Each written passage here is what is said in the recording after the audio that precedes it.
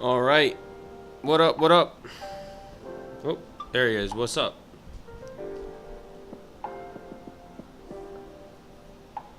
All right. Let's see. Let's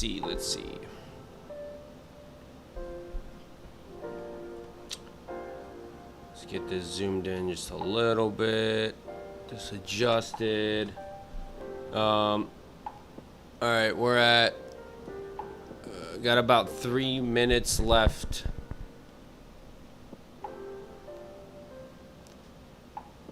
Three minutes left until that 5-minute range. So we'll see. 80, 90. Okay. Sorry, I'm trying to get my other chart set up real quick. All right. See how we're looking at. Give me a second.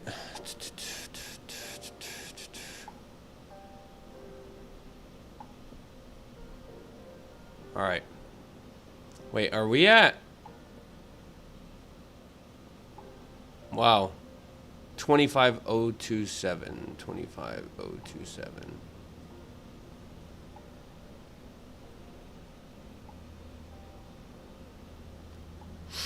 $25,027. 25027 is all-time highs. 25. Yeah, we got room. All right, let me go to the 5-minute chart real quick.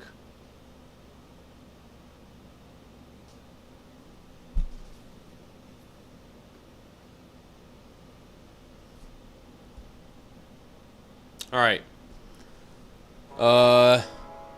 We got about a minute left until this 5-minute range.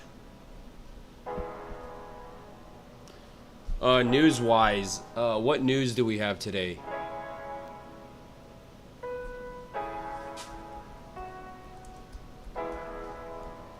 Today is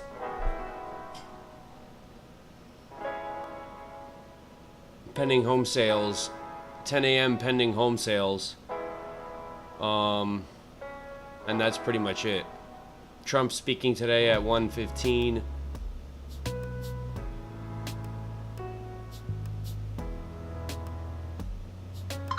So just got to be mindful of pending home sales at 10 a.m.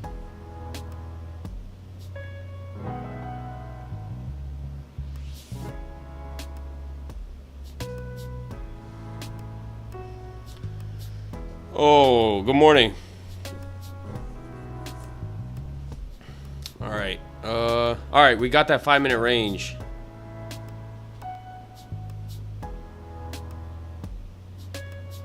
All right. There's the top. If we can get a pullback, let's see. So there's that 5-minute range set. Let's go to the 1 minute.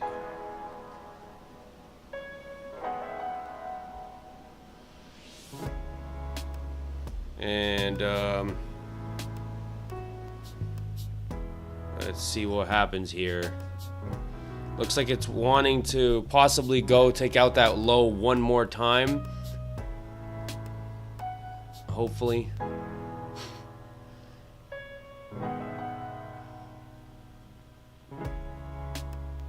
I would like it to come down and take out this low one more time before moving back up.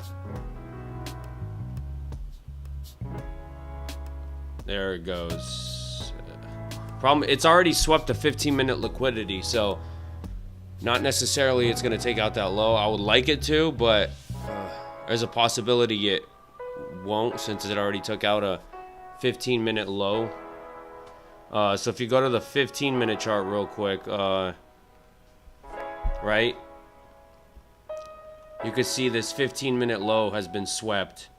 So we'll see. I mean, it could go. There's a couple more lows. There's some lows down there that would present good buying opportunities if it takes them out.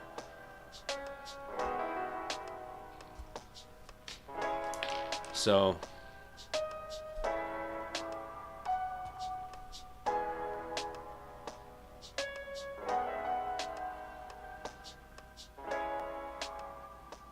all right.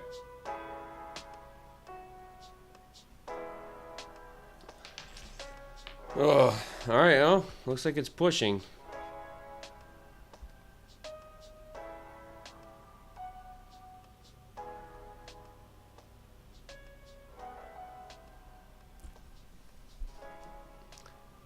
See if it can actually break out of this 5-minute high, or is it going to fail to break out? We got about 15 seconds left. So depending on this 1-minute candle closes. All right, big rejection so far. A lot of sellers stepping in. Remember, we got news at 10 a.m. So, all right, still failed to close. A bunch of wicks to the downside. So, I mean, that's a lot of sellers are stepping in at this area right here. We got that pivot point right there, rejecting off that pivot point pretty much to the T. So, let's see if we can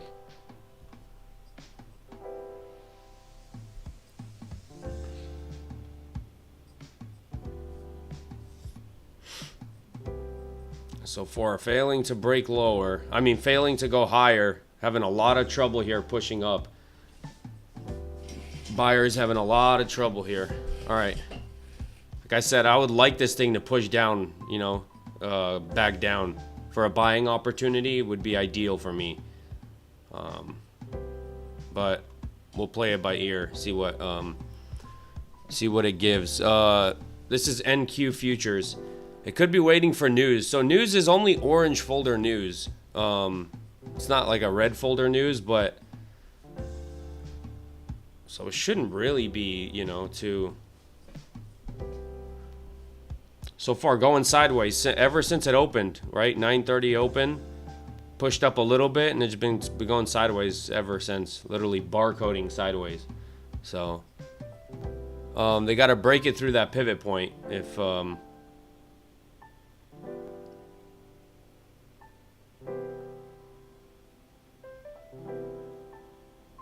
See what happens here.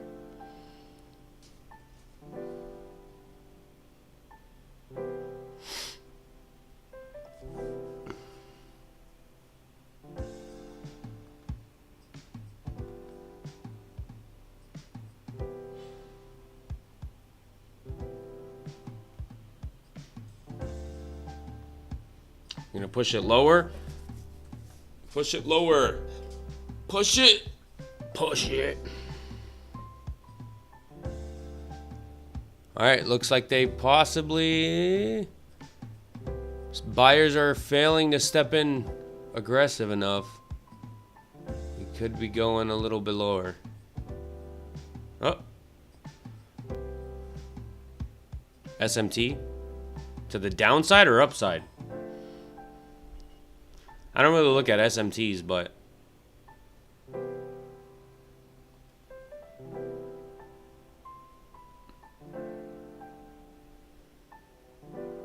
oh, to the downside? I would prefer this thing to go down versus up. It would give me a better setup.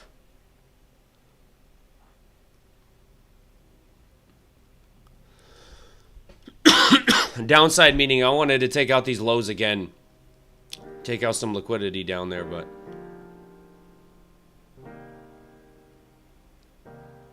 we'll see. So far, still failing to close above this 5-minute range. ES making lower lows. All right, we could start dumping then. I mean, we could start dumping here.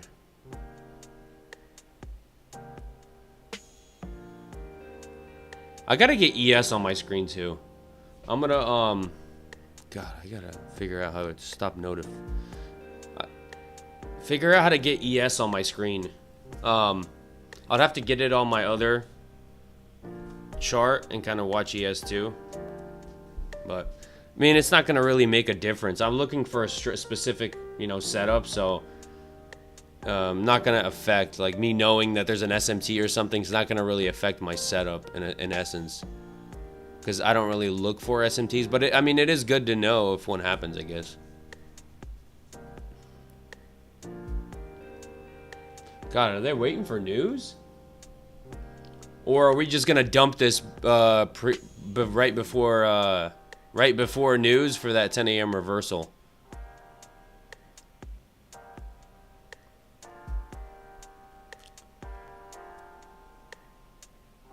The ideal thing, I would love this thing to dump, 10 a.m. reversal, right back up. That would be like the perfect scenario for me. Which it's looking like it possibly... Look at all these wicks. That is wild. Look at all these wicks failing to close above that 5-minute range. So... Yeah, it doesn't really matter for me, but I mean, I guess it is good to know. All right, this is the first candle that's closed above that,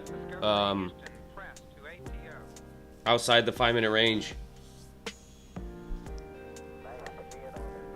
We got pre-market highs up there too.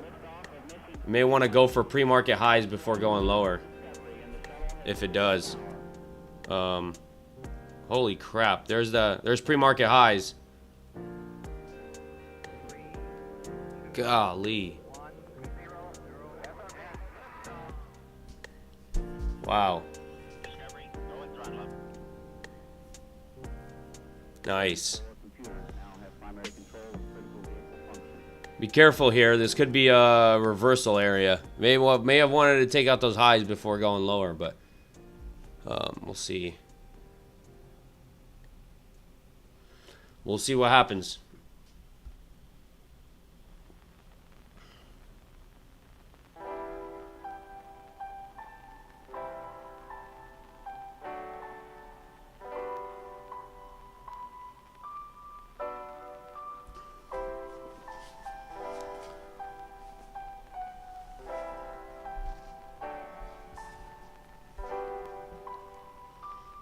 Today's a different Monday than the past, 2 weeks, right? We actually got news today, so we actually got news today.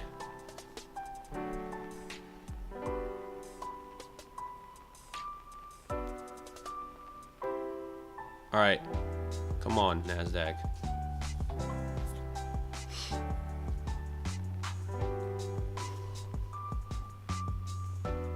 What you gonna do?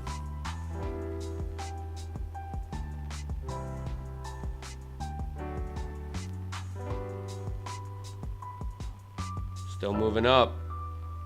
God, I hope this thing doesn't just rip to the upside. Ugh.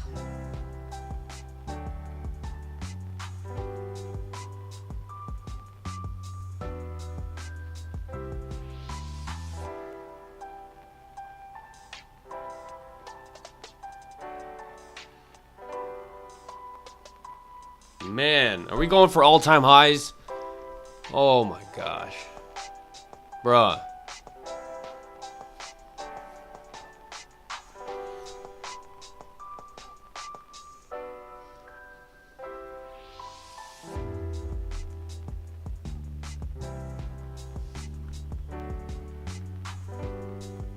Man.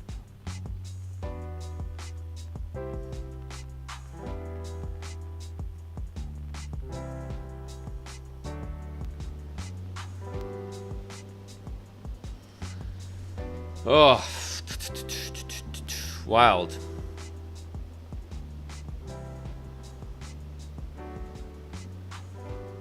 Still going.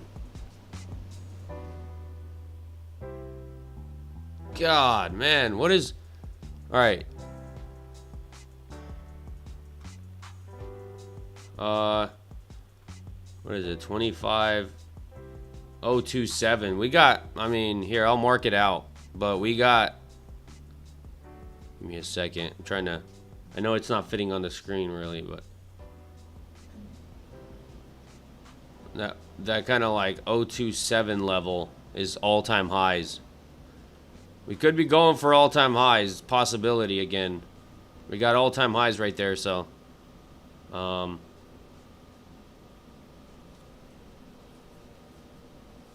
hopefully there's a pullback to, you know... Hopefully market kind of pulls back to go long again. But God, this thing just like ripped without.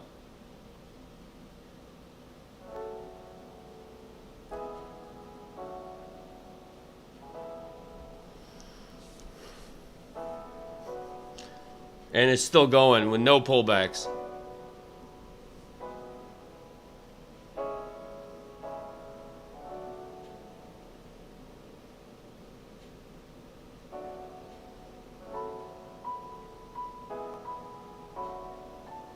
Man.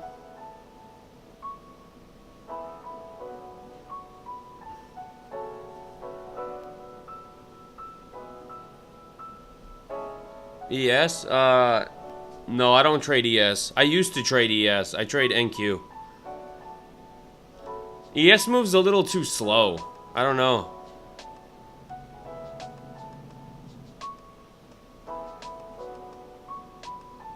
ES is like the conservative stock. It moves very slow, and like if you want to be conservative with your trading. Nasdaq's more like erratic. You get these like bigger moves. 10-point moves on the Nasdaq are like nothing. So yeah, I just like how Nasdaq moves. So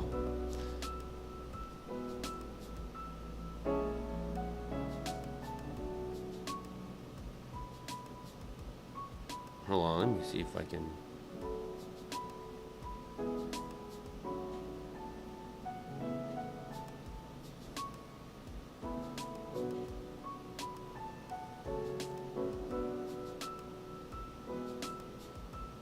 Man,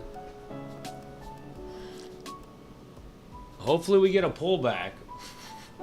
God, Nasdaq, bruh.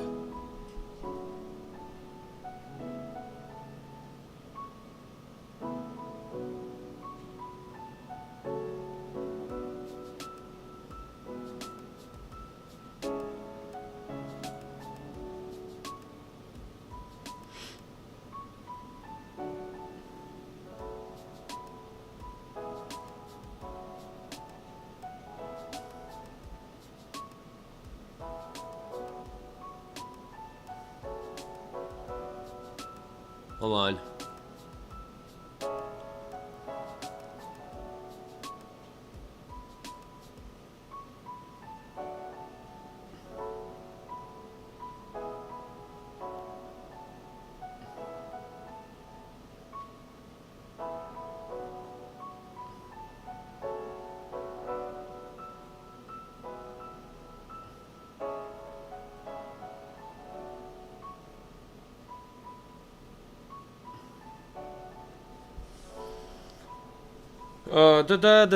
Man, what are we supposed to do? Can't do anything.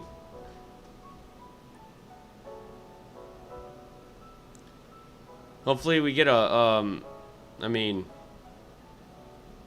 hopefully we get a pullback. This has got to give you something. We got a gap, big gap to the upside, like big bullish gap to the, do you trade as your job? I mean, I do trade full time, but I also have other things that I do. By full time trading, I mean like from like 9:30 to like 11:30, 11 o'clock. I don't mean sitting on the charts all day.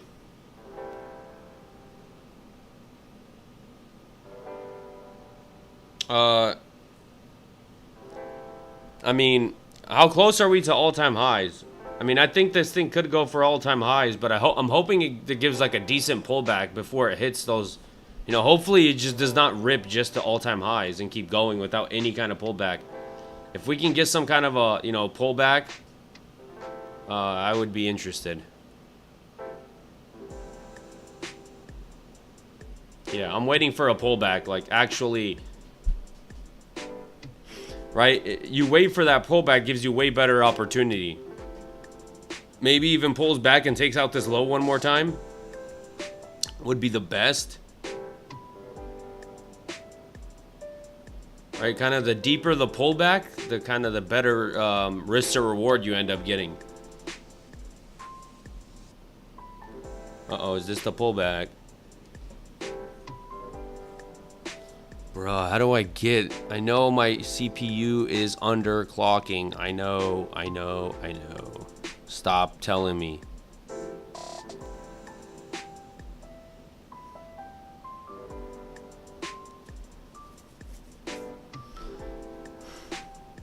Alright, here's the pullback. How deep is it going to be, though?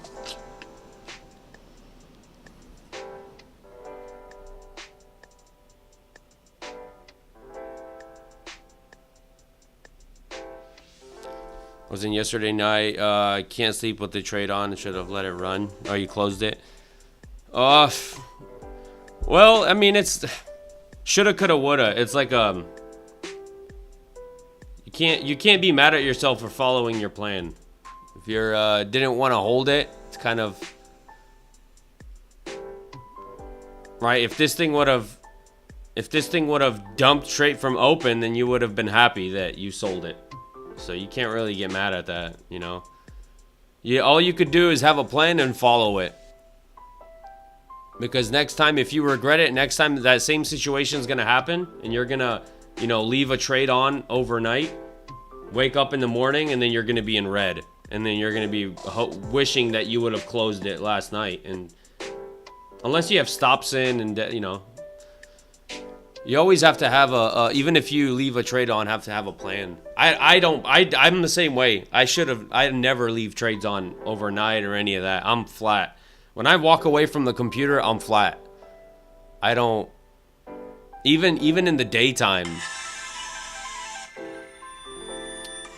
Telling you, like, these people, man, even in the daytime, I don't leave trades on.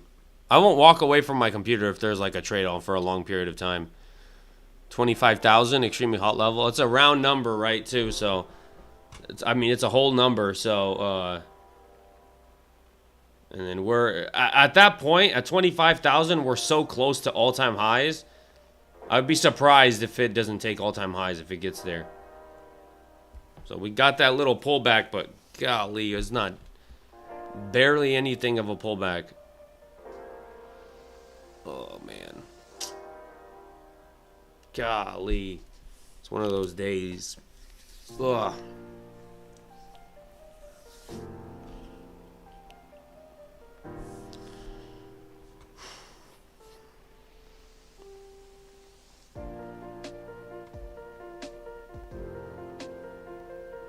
Oh, okay.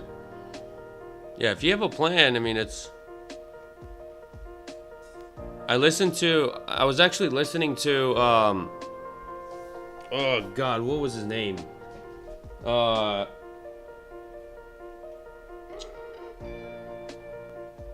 Here, let me try to find his name. If you haven't heard, hold on. I'm trying to go to I'll go to my history and try to, Jesse Livermore, yeah. Bruh, that dude. There's a video on YouTube, Jesse Livermore, why most traders fail. Oh my God, that is such a good, like, he spits so much facts in there that if you haven't listened to that, if you have never listened to it, I would recommend listening. Type in Jesse Livermore and then type in why most traders fail. And this guy, to put it into context, this guy was trading back in like the 1920s. He passed away in 1940. And back in the 1920s, this guy was worth like he made over 100 million with trading in the 1920s. So that would be the equivalent of a trader making like $16 billion in today's money. So he spits a lot of facts of why most traders fail, and a lot of stuff he says that if a trader can't get and understand and actually implement into their trading, you'll never be successful as a trader. But yeah.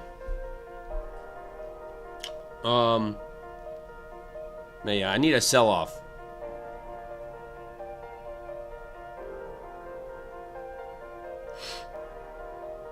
I mean, this could be the first sign of a sell-off, right? That's a little bit of a red flag for me, right? Push up, pull back, takes out the high, and then fails. So if it breaks this low and starts changing like structure and making lower highs, that's, you know, so far it's still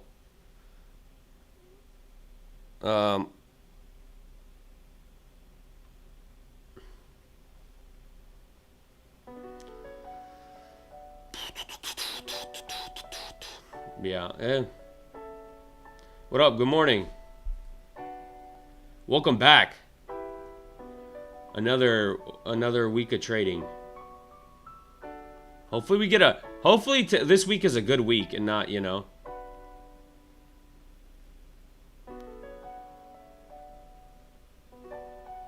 Come on, this could be a first sign of a sell-off right here. If this fails to make a new high, it keeps failing to make new highs, breaks down the low. Why is my leg twitching?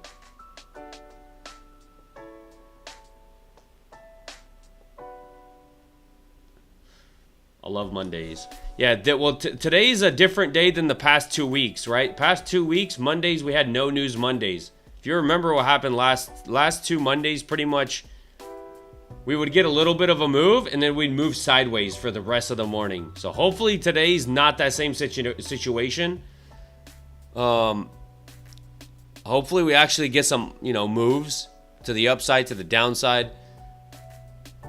So far, it's looking like we had to move up. If this thing could, I swear, if this thing goes sideways for the rest of the morning.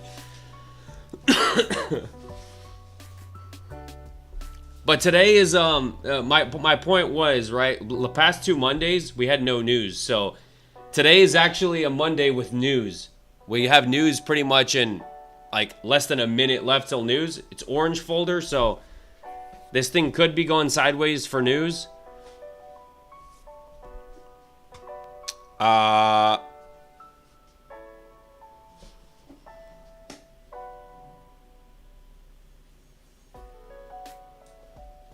Where you think we will pull back? Well, there's kind of 2 scenarios for a pullback, right? If this thing pulls back, it could possibly pull back this old resistance level, hold as support level, possibly, right? That's a very shallow pullback for it to go higher. I would like a deeper pullback, to be honest. I would like a deeper pullback taking out these lows. I mean, I don't know if that's going to happen, but I would love for price to have like a deep pullback, take out these lows, right? And then kind of go right back into that 5-minute range, confirming it wants to go back up. So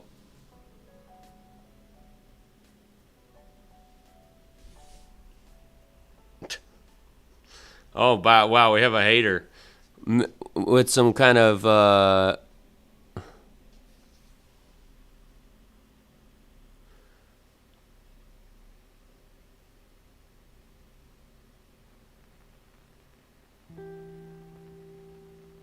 with some freaking... Alright, what is your... Oh, wow. Independent trader. Why don't you want to show a picture of yourself?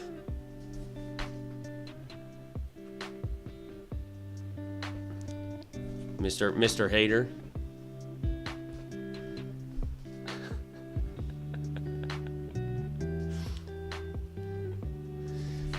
Bro probably took a losing trade and now he's pissed off and going into everyone's lives and hating.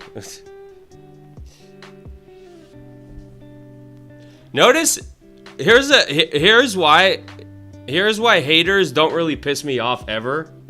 Because typically, if someone's doing better than you, if this dude was actually a successful trader, right? No successful trader is going into other people's lives just hating, right? You won't get that. Somebody making good money in trading and actually, he's not gonna be scrolling through people's lives and just hating on them. Dude, probably, I could bet you that this dude probably took a loss, is pissed off that he took a loss, he oversized, And now he's just super pissed off. And see, he's probably not even here anymore. Scrolling to other people's lives and...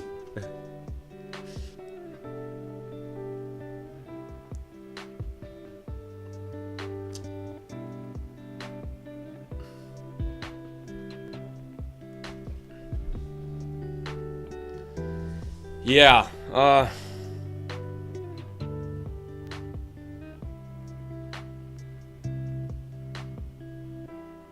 yeah, it's usually what it is. That's why it doesn't really piss me off. I've never had a person hate on me and piss me off. Like, it takes a lot to you know.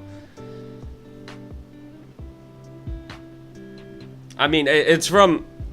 I know this from myself. If I've been in that situation where I've taken losses and you're just pissed off for the rest of the day.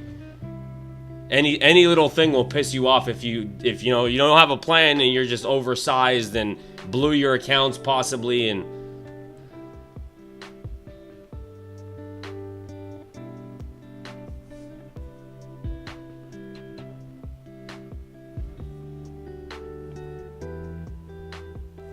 yeah, exactly.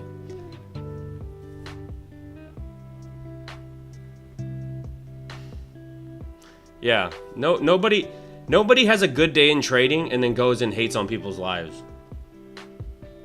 I think it's funny.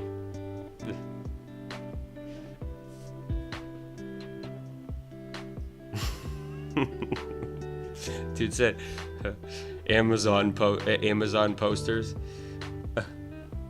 What's wrong with Amazon posters?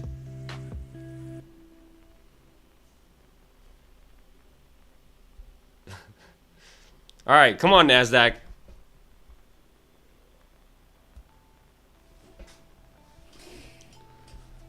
Finally, is this going to be the sell-off?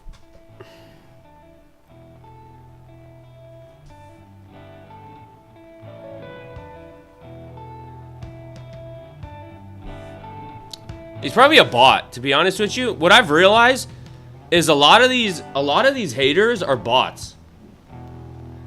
I one time had an argument. I one time got into an argument with somebody in the live. Dude ended up being a bot. I swear, I was so shocked that I was freaking arguing with a bot. I wouldn't be surprised if this dude's a bot too. And that's one thing with social media, especially like X and all these, like, you gotta be careful because there's a lot of bots out there. A lot of people trying to cause like arguments between each other. A lot of other countries have... Russia has a lot of bot farms. So...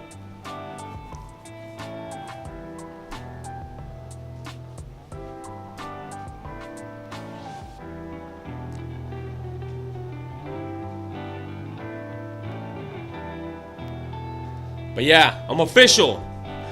I ain't no bot that I know of. Unless I'm living in some matrix and I'm just a living, breathing, talking bot.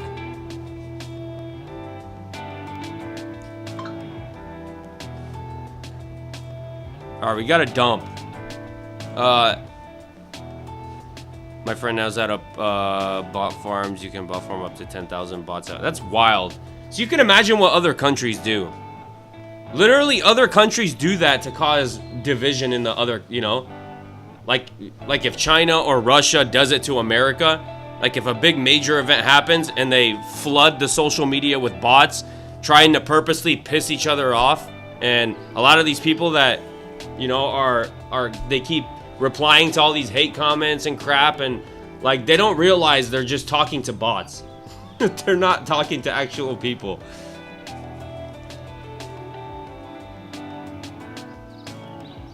So yeah, be careful. Don't get yourself caught up arguing with a bot.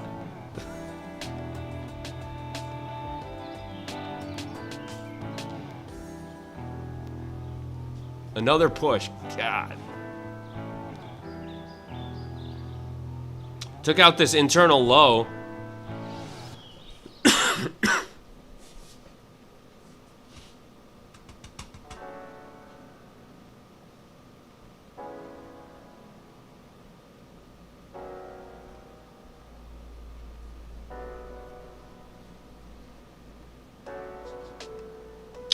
Oh, 25,000 smoking hot. Yeah, I would have probably got a crap load of liquidity up here because of all-time highs and it's a whole number. That 25,000 whole number and all-time highs. I would not be surprised if we ripped there. But I was, that's why I wanted a deeper pullback. That risk to reward would have been amazing on the, It's like, yeah, you buy in at this area right here, but it's like, it's...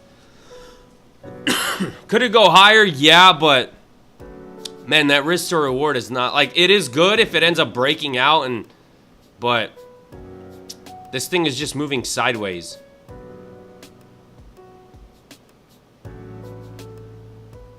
Right? It's just not my strategy. That's the thing about my strategy is very like, it's picky. I admit that. But when the setup happens, bro, it's like the past whole month of trading. Now, obviously, I don't necessarily take trades every day. If the market doesn't give me a setup, I don't take anything. But like, from my data, this past month, I've only taken one loss, meaning like I got the setup, I took a trade, and it was a loss, right? One trade this whole month that was pretty much a loss. Now last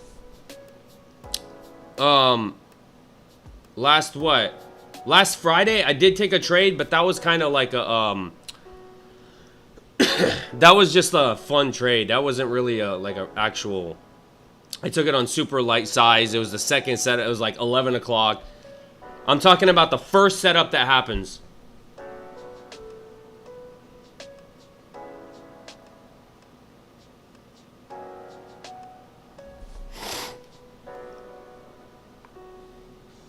Ooh, there's that breakthrough. I got this payout. Feel rich. I ain't trading a week. Yeah, just be patient. That's all it takes is you know what you're looking for. Honestly, that's the hardest part about trading is waiting for price to come to you. It is so freaking easy to try to jump in right now, right? I mean, just because we get a little pullback and and everyone's trying to jump back in, like, yeah, you will make money here and there doing that, but in the long run, just like if you don't have a setup and if you don't have a strategy, then you're just gonna catch yourself following, trying to catch this, and you're gonna be all over the place.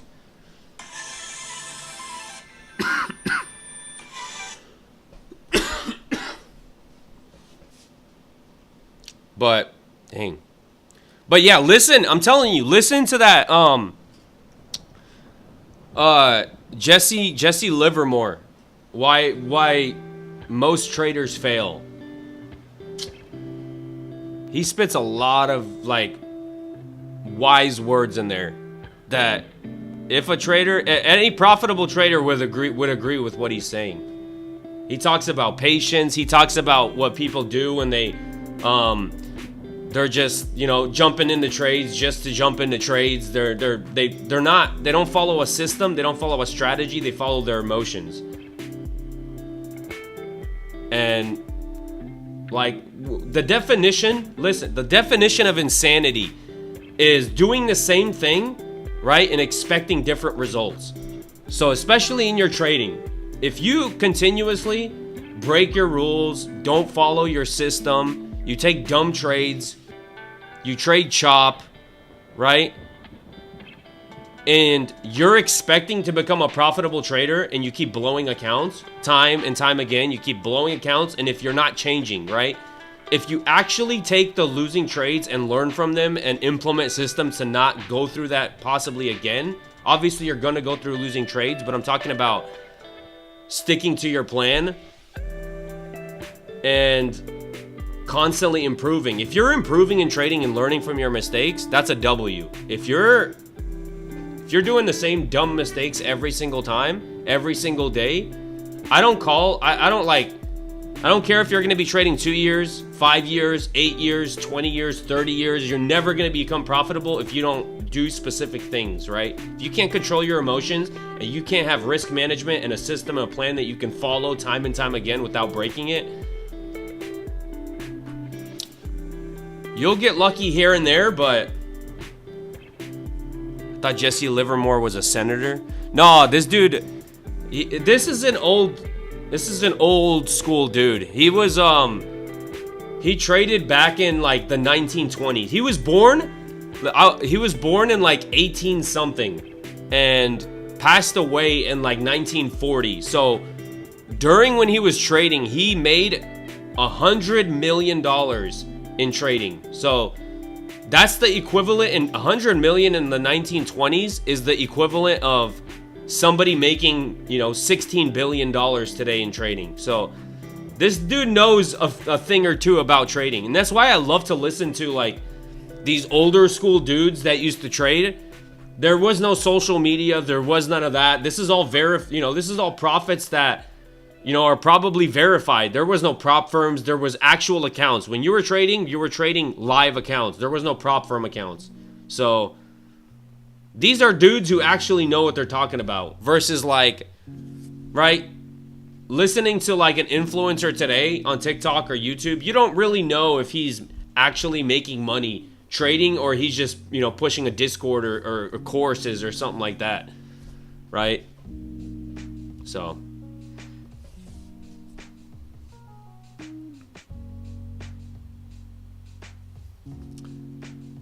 his name is let me make sure I got it right. It was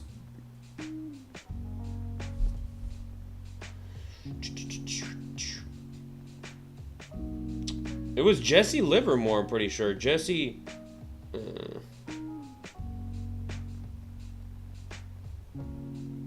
yeah. Oh, Jesse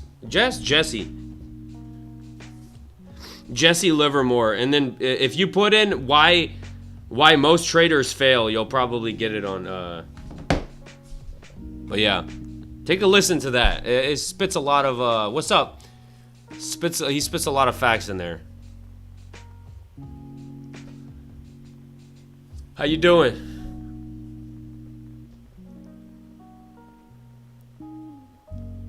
All out for 25-point quick trade.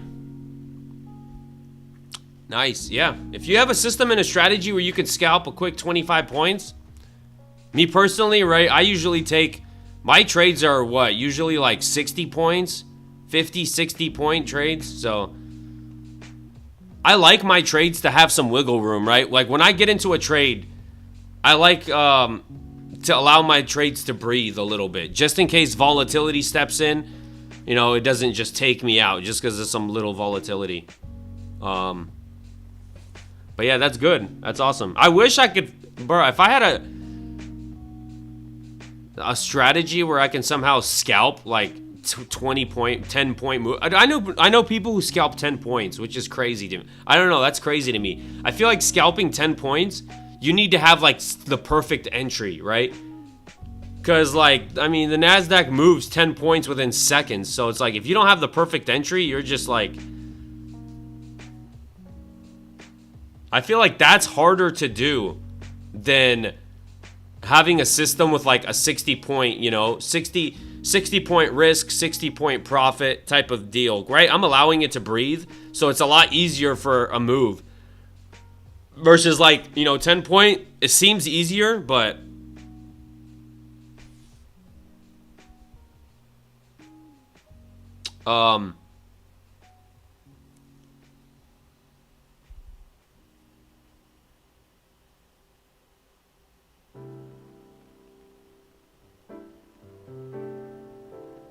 trying to figure out how to trade from a new Xbox.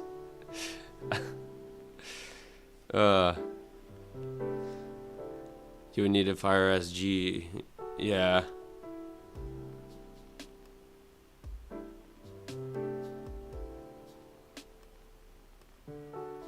$760 limit order at 25,000. I wonder if that's the dude who was buying 1,000 contract orders on Friday or selling. I don't know what he was doing, but he has Bookmap. Oh, that's what I was gonna try.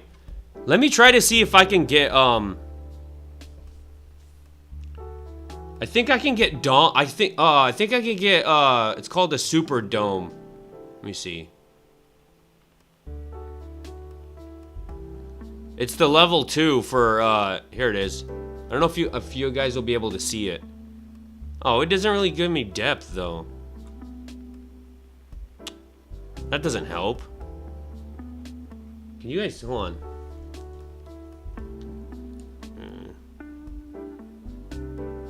Oh, you can't see it. No, you can't see it.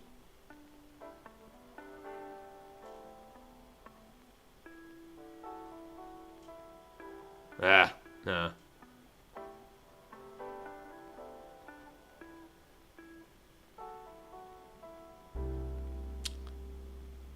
They have like a level 2, but it's not the same thing. It gives level 2, but it gives it like a few points away. It doesn't give it to like where it's... I gotta mess with the settings though and see.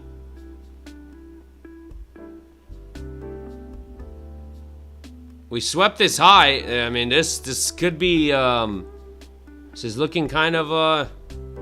Swept the high. We failed to make a new high. You see, it's starting to kind of... starting to make lower highs possibly for a bigger pullback. Unless your broker provides it. Wait, you...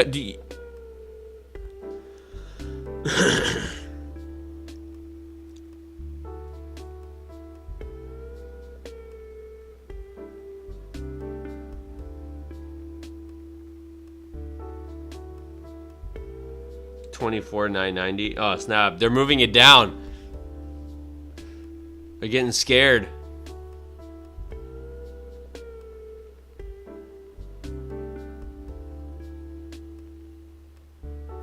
That was... So, to be honest with you, when I had Bookmap, that was the biggest kind of...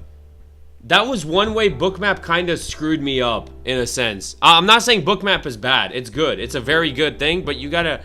It was screwing me up, kind of, because market would open, and I would see a big level of orders to one direction, and I would automatically be focused on that direction. I would be like, all right, market's going to those orders. I am fully short biased, or I'm fully long biased. And then the market would drop down a little bit. It wouldn't go down to those orders, and it'd rip in the opposite direction. So that's one thing it kind of screwed me up on, is being so focused where all those orders were. I was so focused on price getting there, and I wasn't seeing what price was actually doing, right? Like, kind of just focusing on price action. Like, this is kind of like the first... This is a little bit of a red flag, right? When price breaks out like that, right? It sweeps this previous internal liquidity. So look, it swept it, had a pullback, and then buyers stepped in trying to make a new high, right? So this was the first failure to make a new high again. So now we're making a lower high, and now we're dumping from there. So we just broke down this low, we're dumping from there. So you gotta like focus on these kind of red flags in the market, right? We swept that internal liquidity, had a pullback, buyer stepped in again, failed to make a new high, and now it's dumping. Yeah, blew my account. Yeah, make sure position size. You don't want to ever oversize to where you just blow your account because you're wrong one time, or I mean, I don't know how you were sizing, but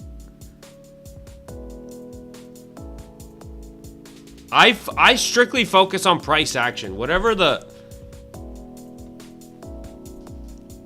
Strictly on price action. Now look, now we've swept this liquidity, right? We possibly could start going higher now.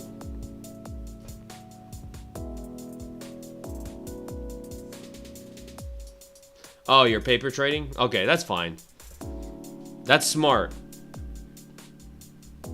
Paper trade and just have a system and follow it. Have a strategy and follow it. That's it.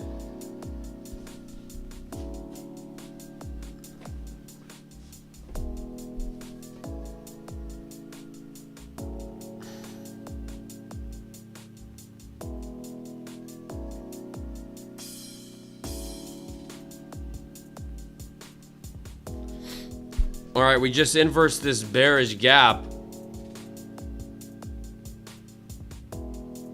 We're looking like we're just going to be trending above the 5-minute range.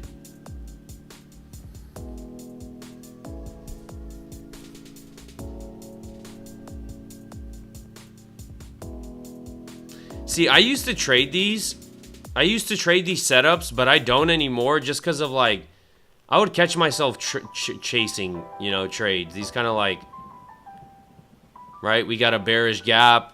A lot of people are trying to get long right there, you know, for the highs.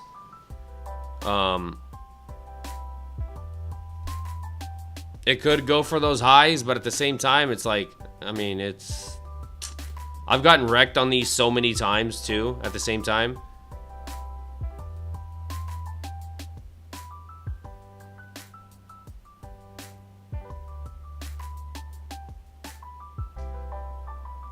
Yeah, so it literally, it pushed down to grab to take out these lows, and now it's popping back up. Right now, it inversed this gap, so now it's moving to this next bearish gap. I mean, if it pretty much inverses this bearish gap, we're probably gonna push through those highs, in my eyes. Ooh. Right? If we can get through this bearish gap, we're probably gonna push for those highs, but. And we'll see. I mean,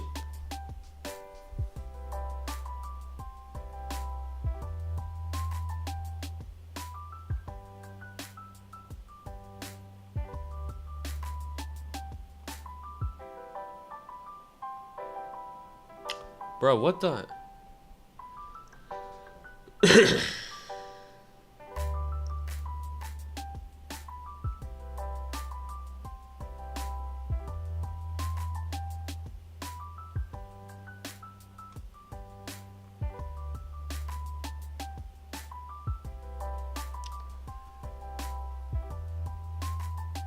I use the hot levels as my TPs. Yeah, that's good. And if you put your like TP below where all the levels are, so, you know, pretty much it takes you out first before it gets to that, because those levels can also be resistance levels too, right? Where it'll get to those levels and then it could sell off. It doesn't necessarily always, you know, rip through those levels. Sometimes those levels, it hits them and then it drops right away.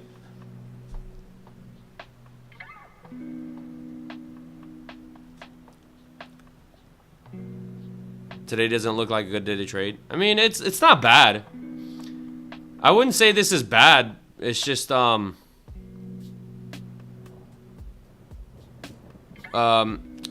it's not giving the best, you know. Like the pullbacks, they're decent pullbacks, but for me, at least for me, right? They're not the pullbacks I want. I want deeper pullbacks to where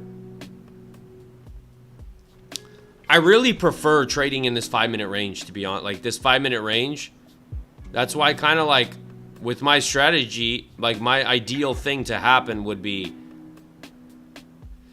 Here's the thing too.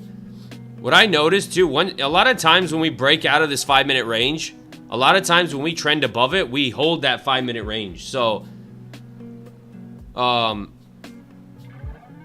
I got to do some back testing, but maybe I'll try to implement something. I think I got to try to implement something to where I would have to get different accounts though, because I don't want to do it on these accounts. Implement something as if when we break out of this 5-minute range and hold above it to try to be like bullish, right? And potentially just quickly scalp for longs. So I would try to have to figure out a strategy and try to implement a strategy like what can I do, right? Maybe like a sweep of liquidity and maybe like an inversion like that to go for like the body candle high type of deal.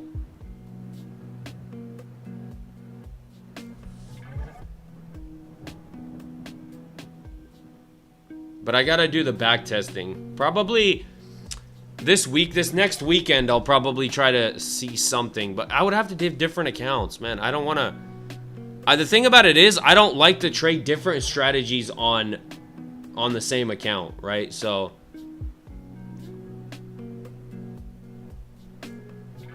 it just mixes, it screws up all my data, right?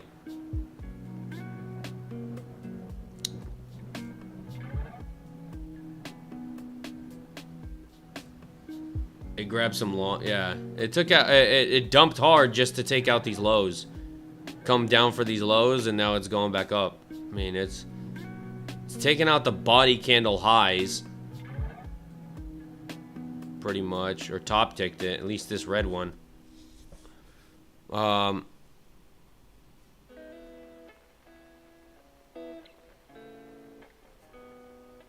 grabbed longs after big dumps. Yeah, that's not, I mean, that's not a bad system as long as you have certain rules, right? Like it has to take out a low, right? Maybe you look for like an inversion gap, right? Like a gap to get inversed. So you have like a confirmation of a low getting taken out, a gap getting inversed, maybe on a higher time frame, right? If you look, this is why higher time frames are also important. If you look, say, let's look on, I don't even know how it looks on a higher time frame, but like, right? What do you see on a higher time frame? And when you stack a bunch of confluences on top of each other, like what happened here, right? We have a bullish gap right there on a 5-minute.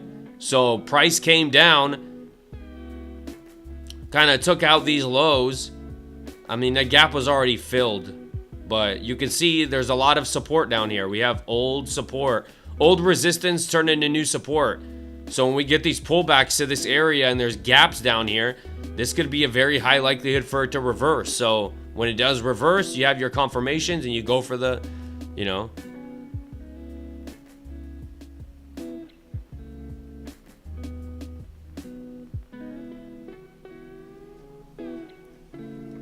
But what does the 15-minute look like?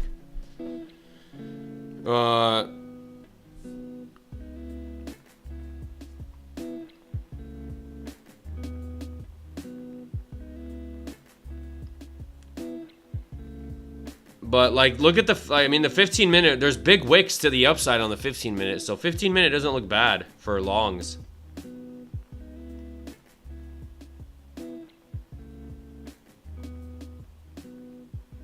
Bro, I love, like,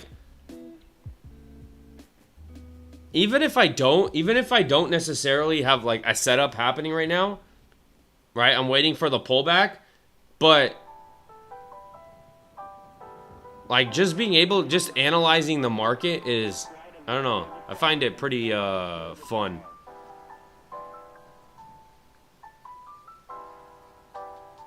Right, after the rip, we got all these, now we got all these bullish gaps to the upside. So now you're looking at, I mean, what is price? It's got to get through all these. In essence, this is all kind of just one big gap, you know? It's just kind of one big gap.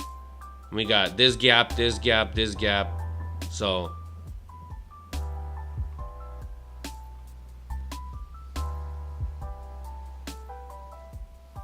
and you look at these kind of like, for people trying to scalp, right? Think about it this way. If you're trying to find a strategy, like a scalping strategy, this isn't my strategy, but like hypothetically, you start to notice this kind of stuff in the market when you watch it. For example, right? Once price, look, it's taken out this liquidity, right? It's taken out this liquidity. Now we have a bearish gap. So once price closes above this bearish gap, I mean, where is it probably going to go to? It's going to go to at least this bearish gap right here, right? At least.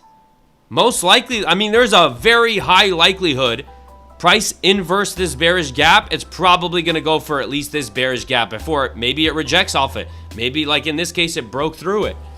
Right? So there's certain times in the market where it's pretty predictable. Like from here to there, that's a pretty predictable move.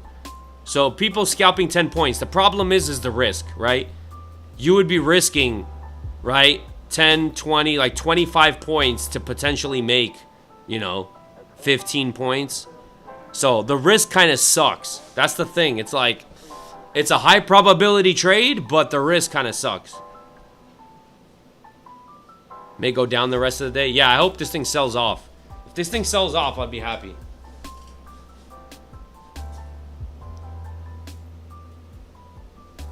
But yeah, give me a second. I'll be back in like a second.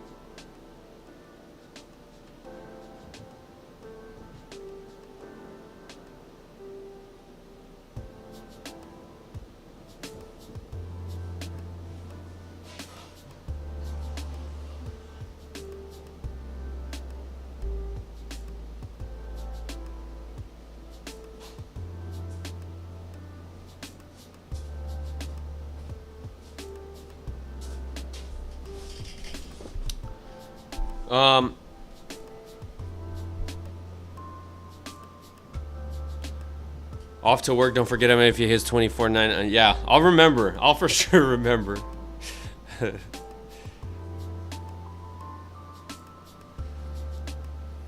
But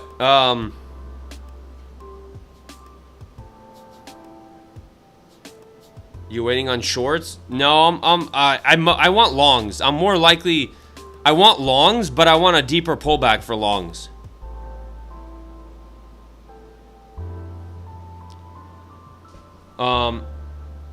Because those, I mean, it's not far away from, we got, look at, all-time highs are right there. So we're not too far away from all-time highs. So if we can get an actual nice pullback, like if price, say, dumps and takes out this low here, oh my goodness, that would be, for me, that would be like an amazing trade, right? If we take out that low, that's that 5-minute range. We have a lot of volume. It closes below, pushes back up, right? Starts forming a bullish imbalance. Take it off the bullish imbalance, and we can ride this thing up, right? We have a lot of room to ride this thing up. So that risk to reward is just freaking amazing. So, but we're in a, it's weird. So we, like, trying to analyze price, right? We took out this low. Buyer stepped in, failed to make a new high. So not enough buyers to actually push it through that high. So now we're getting a pullback pretty much into this 50% range, potentially finding more buyers. If buyers can't step in again aggressively, this thing is going to sell off. So, like, right? See, buyers starting to try to step in, but then sellers immediately take over. So it's kind of like this, like, right? Not enough buyers. Buyers started dying out, whether they were taking profits or what. And now price pretty much pulls back until buyers step in more than the sellers.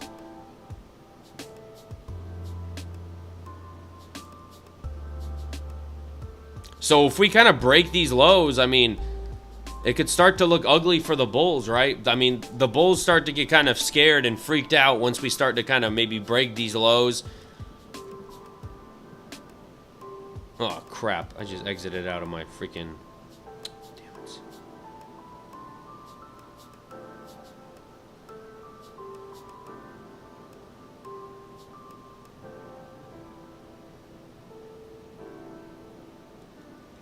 But, so this is not really, it's not really a bull flag.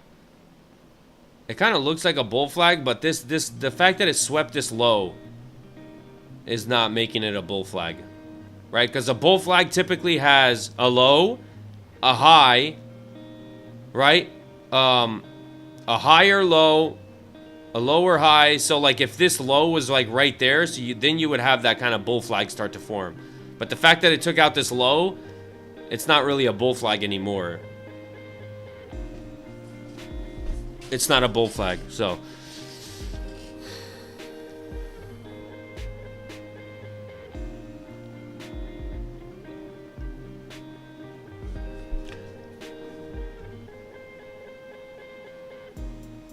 And then like, right, what if this thing pulls back and we get to like a really discounted area, buyers are more aggressive. So that when you do get long and it confirms a long, you're stepping in with aggressive buying pressure. You're not trying to step in buying with aggressive selling pressure, right?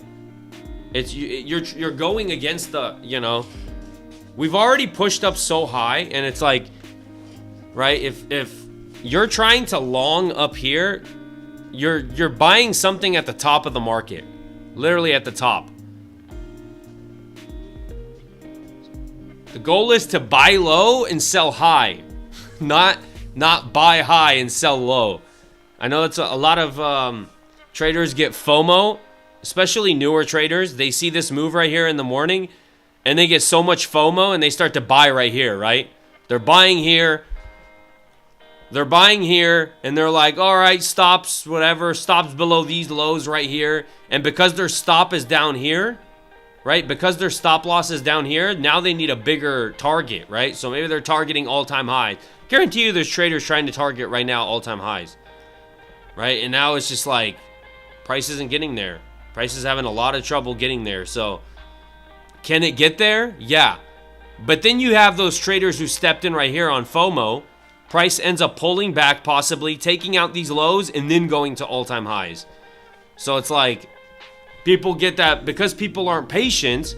They get into a trade too late. They don't follow their plan. They get stopped out, and then the move happens. And then they're like, oh, well, this is so rigged, man. This is rigged. I got into a trade, it stopped me out, and then it ran to my TP. Well, you probably weren't patient.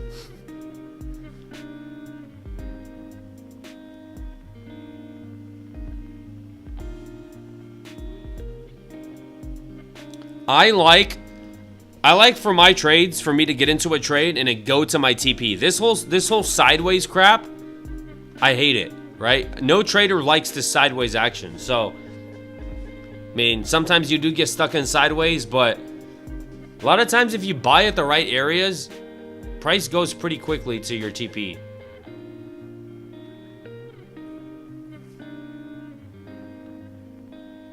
So it filled this last imbalance.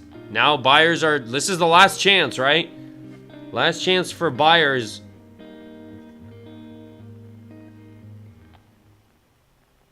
So they tried at this first, right? See this first imbalance right here? Tapped into this first imbalance. Buyers tried to step in, failed. Now it's tapping into this last imbalance. Buyers trying to step in again. Now is this going to be another failure? If they fail again, we're going lower.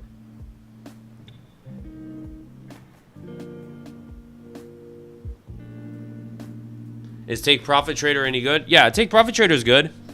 The reason, be honest with you, the reason I got Take Profit Trader is because, now they do have a profit split, but, right, but you can, once you get, say, in your funded account, and you get to the buffer zone, and when you can start requesting payouts, you can take payouts every single day. So you could take daily payouts, and I think that's pretty cool. If you could start taking daily payouts. So if you have 2 accounts and I'm risking, say, $400 per account, I can make $800 and take a payout. If I make another $800 tomorrow, I can take another payout. So I don't have to wait a certain amount of days. I think that's pretty cool. So, and Take Profit Trader also, right now they have 40% off with no activation fees, right? So if you get a 50K account and you pay, say, $100 for a 50K account, there's no activation fees after you pass the evaluation. You know, a lot of prop firms like Apex, and you buy the account for $33, but you still have to pay an activation fee when you pass the evaluation. With Take Profit Trader, you pass the evaluation with the 40% off and you don't pay any activation fees, which is pretty cool. I've never traded Top Step. I never traded Top Step. I was going to possibly trade them. I was going to trade them until they made their own platform, and now you have to kind of, I guess you have to use their platform to trade, which kind of sucks, and I'm not willing to, like, that's too much. I don't want to use their platform. I use NinjaTrader with all my prop firms. I don't want to switch it up. So it's like, it doesn't make sense for me to go with them. Although they are a reputable prop firm, so they are a good prop firm, but I don't like that I have to use their... What's your typical RR? Typical like a 1-to-1, sometimes a little better than a 1-to-1, sometimes a little worse than a 1-to-1, but on average, it's pretty much, it comes out to a 1-to-1 over long term. And that's pretty much because I take high probability setups, right? I'm patient for my setups, so I try to take high probability setups, and you can have a 1-to-1 risk to reward as long as you take higher probability setups. And it pretty much your win rate balances out, right? Like with strategies, a person going for a higher risk to reward is naturally going to have a lower win rate, right? I highly doubt there's somebody out there going for 1 to 10 risk to reward with a 90% win rate, right? It just doesn't happen. Somebody with like a 1 to 10 risk to reward may have like a 30% win rate versus somebody with a 1-to-1 risk to reward can have an 80% win rate.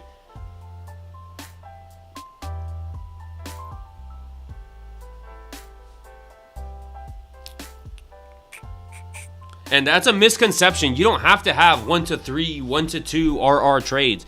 These little like 1-to-1 high probability 1-to-1 add up, right? Just like small losses add up, those profits do add up when you have a plan and you have a strategy and you follow it. My theory, my mindset is I give what the market gives me, right? The market gives me a setup and it gives me a 1 to 2, I'll take a 1 to 2. But if it only gives me a 1-to-1 that I see, I'm only going to take a 1-to-1. Maybe eventually I'll try to incorporate having runners, right? Maybe taking 90% off and having a runner run. I don't know, maybe. I don't like it because then I just get stopped out. Most of the time I find myself getting stopped out from runners, so I typically just try to take it all off the table. Does NQ produce more profits? Not necessarily more profits, but it moves more volatile, right? 10 points with 1 micro on 10 points. That's the equivalent to 1 micro, 10-point move is $20, right? On 1 micro. So it moves a lot more. So you have to size accordingly. There is no like if I wanted to risk 10, right? If I wanted to risk, say, $400 per trade, right? I would maybe need to use, more contracts on NQ versus if I go to ES and I wanted to risk $400. Actually, no, it's vice versa, I think. So you would have to use a different amount of contracts for ES. So it's not necessarily you make more money, but it just moves differently. NQ is more volatile. If you want to trade less volatility and more kind of like, a lot more tame, ES is a lot more slower moving versus NASDAQ. But I personally, I like the erratic, like this like erratic ES, like NQ, it moves very volatile. I like that personally. I tried to trade ES, and then when I went to NASDAQ, I kind of never went back.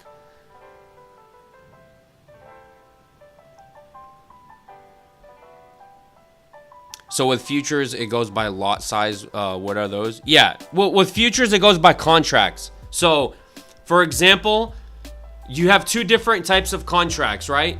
You have NQ contracts and you have MNQ contracts. So micro NQs and you have the regular NQ contracts. So you see these boxes right here on my chart. Can you see them? Hold on. So you see these boxes? I have these boxes set for 10 points, right? 10-point increments every box. So for one MNQ, so the micro contract, it's $20. $20 move per 1 contract, right? So if you're trying to risk 400, you would just do $20 multiplied by, however much to get you to the 400. So, based on your setup. So, 1 contract with MNQ, 10-point move is $20. With an NQ contract, 10 points like this is $200. So, it's very easy. That's kind of a hack. If you trade futures, do this right here. Set these boxes to 10-point increments. I'm telling you, it helps you so much. It helps me so much because me having these set to 10-point increments, and I trade MNQs, right? So quickly say, hypothetically, right here. Say if I was trying to get long right there, right? Say I was trying to get long right here. I just count the boxes, right? I go, all right, I got 20, say 30, 40, right? So 20, 40. So 40, pretty much a $40 risk per contract. And then I would just multiply 40 times however many contracts to get me to that $400 risk. And that's, you calculate risk like that, right? Very easy to calculate risk when you have these boxes set. And you can always adjust, right? You don't have to sit there and, you know. I mean, sometimes you have to use a calculator. I mean, I'm not the best at math, so I have to use a calculator sometimes. So, but, you know. But I don't think you should, I personally, I don't think you should have a set, like, I know some traders do this where they have like, I'm risking 5 contracts per trade. So every trade he's risking 5 contracts, 5, always risking 5 contracts. I don't think you should do that. I think you should risk based on the setup, right? Based on the setup giving you. Sometimes, right? Sometimes the setup is a lot tighter, so you can risk more contracts to get you to that $400 risk. Sometimes the setup, you get a bigger spread, so you have to size down to get to that. And I'm always adjusting my contract size based off the risk, based off the setup I'm trying to take. Where my stop is, TP is. But yeah, appreciate the follow. God, this thing is just moving sideways. Freaking A, man. Ugh, bummer.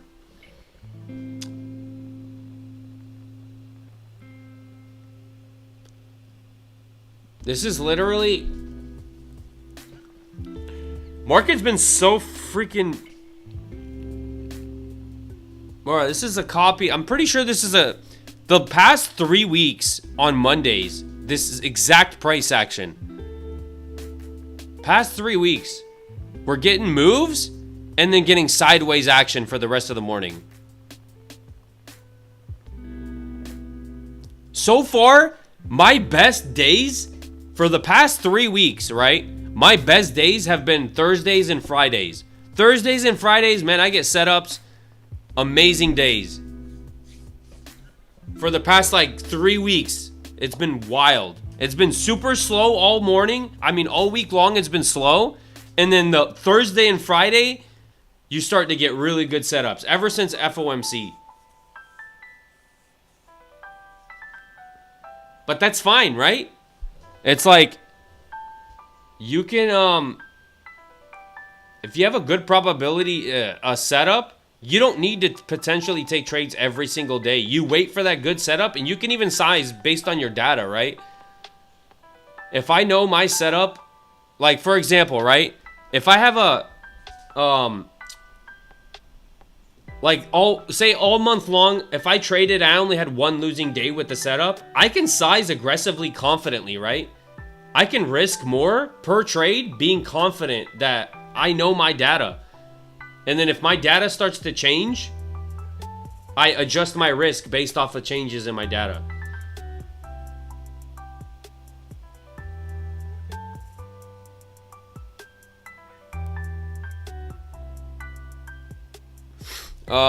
Pivot indicator help you read the market more? No, it doesn't help me read the market more because I look at price action, but the pivots, what they do help is if you're in a trade, right? So these indicators are not here potentially to, I don't take trades off of them, but if I'm in a trade, and for example, if I was in a short, and I understand that the 200 days right there, the pivot points right there, I understand that there's going to be some support level right here. So, right, maybe I'll take a profit before it gets to that so I don't get caught in a bounce. Right? Same thing like a pivot point. If I'm in a short and I see a pivot point right there, I'll potentially take profits before that pivot point. So because I understand that price could get to that pivot point and it could bounce off that pivot point. So, but yeah, I use them more as like targets and Or if I'm in a trade and I know there's a pivot point there, I understand in my mind if price gets to that pivot point and I'm willing to hold through that pivot point, if price does start to bounce, I understand why it's starting to bounce. But most of the time, I will take profits. I will try to take profits if there's a pivot before that pivot, because I mean it. And the 200-day, right? Same thing with the 200-day indicator, which moves pretty closely to the view op. But like, right? Like for example, like you look at, you know, I understand that the 200-day, if I'm in a short, I understand and price could bounce off that 200-day. So look how many times, here's another bounce. If I'm in a short, I understand price could bounce. If I'm in a short, I understand price could bounce. So it's like, that's why I have these indicators. Look how many times it comes to this 200-day and it holds it. Look at this. Here's another one. Here's another bounce. Here's another bounce. Here's another bounce. Right? So, and then when you get, right? Look at this. Right? Kind of got a rejection off it. We got a push up. We got a rejection off the 200-day. We got a bounce off the 200-day. So these indicators are used if I'm already in a trade. I understand that it could bounce there.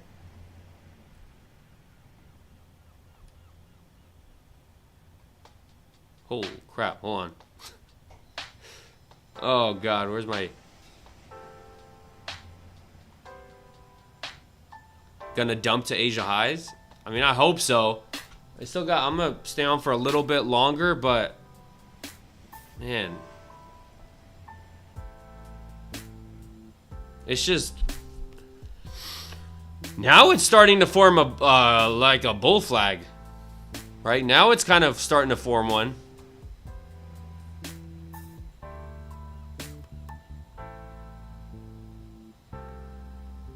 So, this could start ripping soon.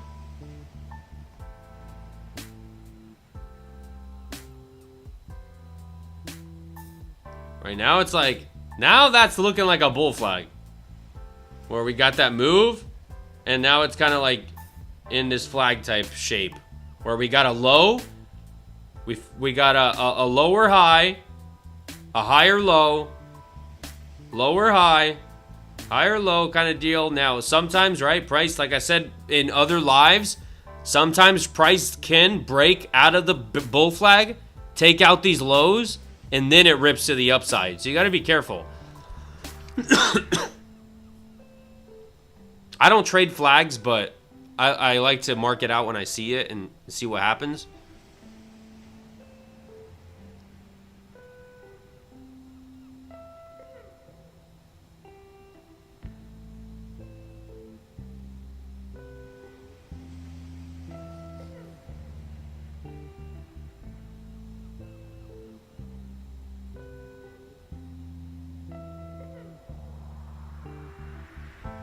Come on, sell off. We need Trump to say something. If Trump said something and this thing just started tanking, oh, I would be so happy. We needed this thing just to freaking red candle, red candle, red candle, red candle, red candle. Buyers, buyers, buyers. Confirmation, green candle, green candle, green candle.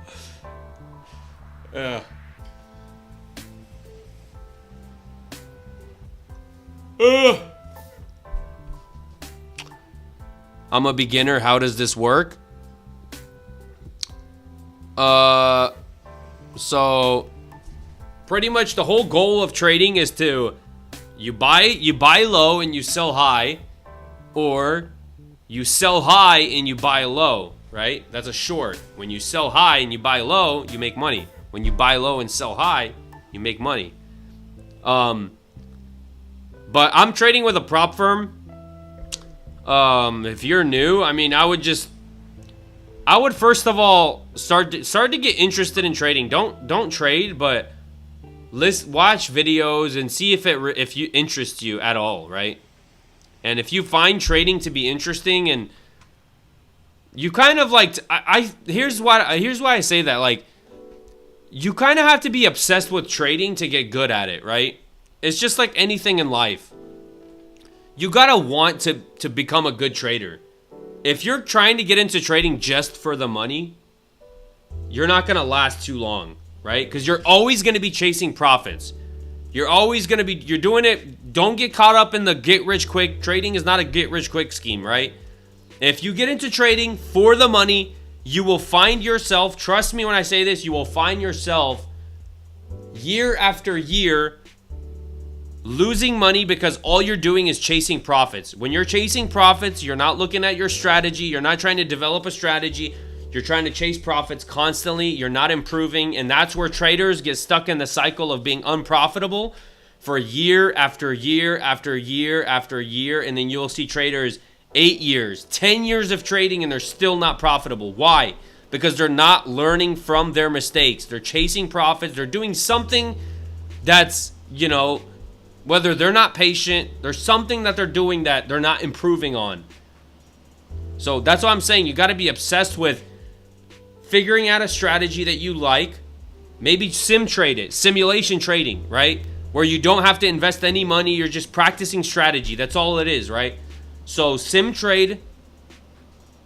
And then once you prove to yourself for like 3-4 months that you're able to stick to that strategy, you're able to make money, then go to prop firm accounts. And understand this, when you actually have good risk management, you have a strategy, you have good psychology. When you actually have those 3 things and you move to a prop firm, what I'm telling you, you can milk the crap out of these prop firms. You can milk them if you actually know what you're doing and follow your plan. But that's difficult. That's a lot easier said than done. A lot easier. Trust me, you will find yourself, especially when you begin trading, this happened to me, where you'll find yourself constantly chasing trades, right? And people get caught in the mindset of they think productivity is them taking trades all the time, when it's the complete opposite, right? You're very selective. You have a strategy, and then when you take a loss, you learn and you try to see what you could have done potentially to improve from that loss. Is there something I did that I could have prevented that loss? So it's constant improvement that makes you a good trader. Don't get caught up in this like, I will have you profitable within the first 2 months.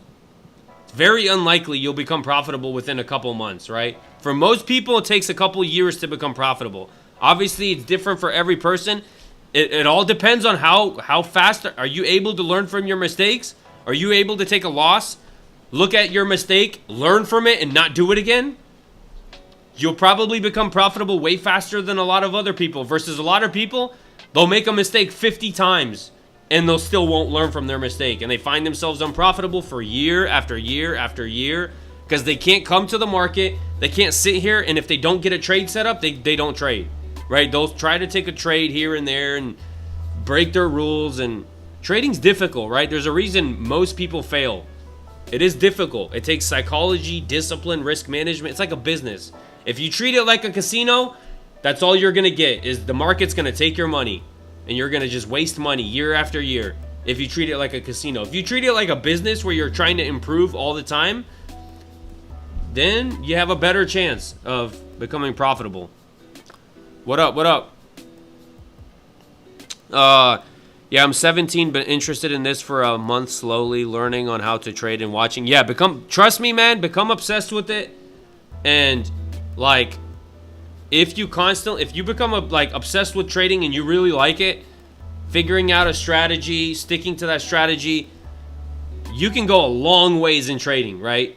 Most people fail. That failure rate of 90% of traders lose money because most traders, probably 90%, treat it like a casino. And when you treat it like a casino, you're gonna fail. So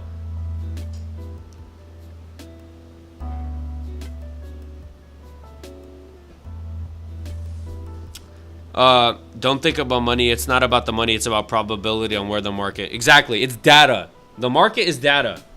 Think about it in terms of probability, right? That's all it is. Don't get, if you take a losing trade, don't think that, oh, I took a losing trade, I'm a horrible trader, I don't get this. You will never, in trading, you will never get to a point in your trading where you never take a losing trade. The people who've made hundreds of millions of dollars off of trading took losing trades. Even a guy I was listening to that Jesse Livermore guy, right? He said he had a month, right? He learned from his mistake. He had a month where he had one trade where he lost his whole month's worth of profits, right? And he learned from that mistake and he never made that mistake ever again.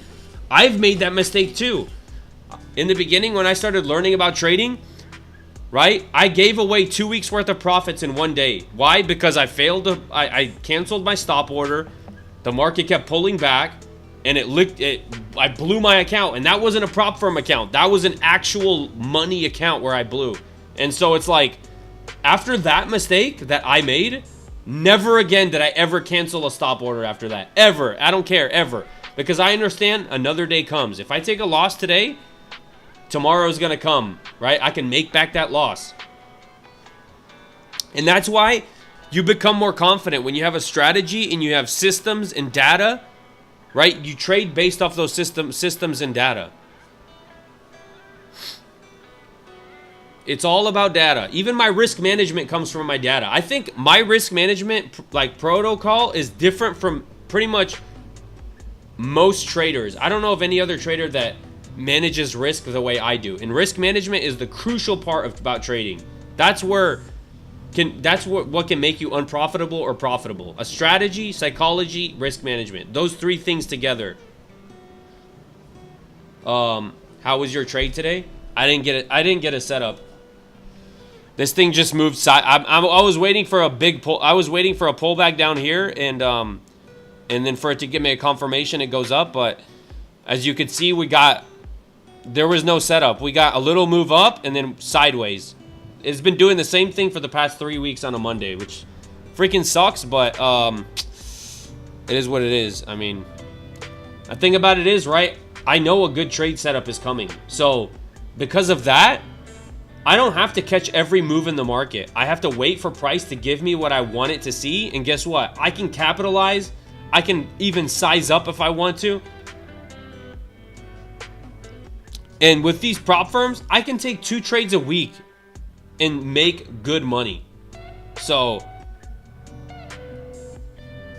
to me, right? I'm not judging other traders. To me, it's a big red flag. When I go on somebody's live and they're always in a trade, that shows that, like, that's a red flag to me. I'm not saying that they're, that they're not profitable, whatever. To me, that's a red flag. Because most traders, the best traders out there, are very picky with their trades. Because it's not about catching every little move up and down. It's about being disciplined for your setup.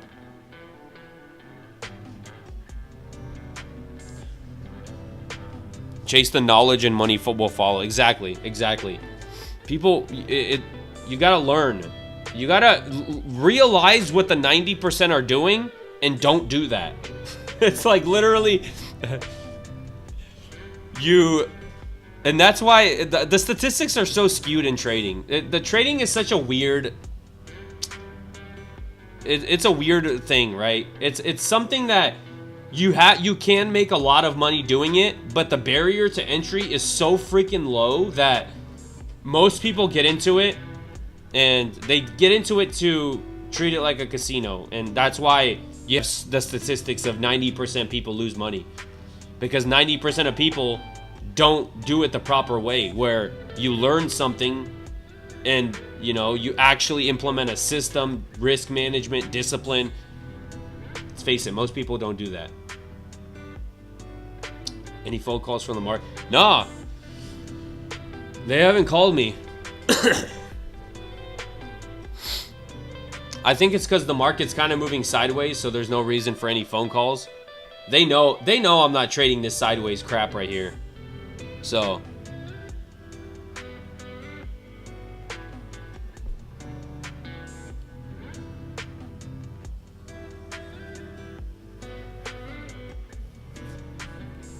but yeah, I mean, this is a long-term game, right? You want to last in the market.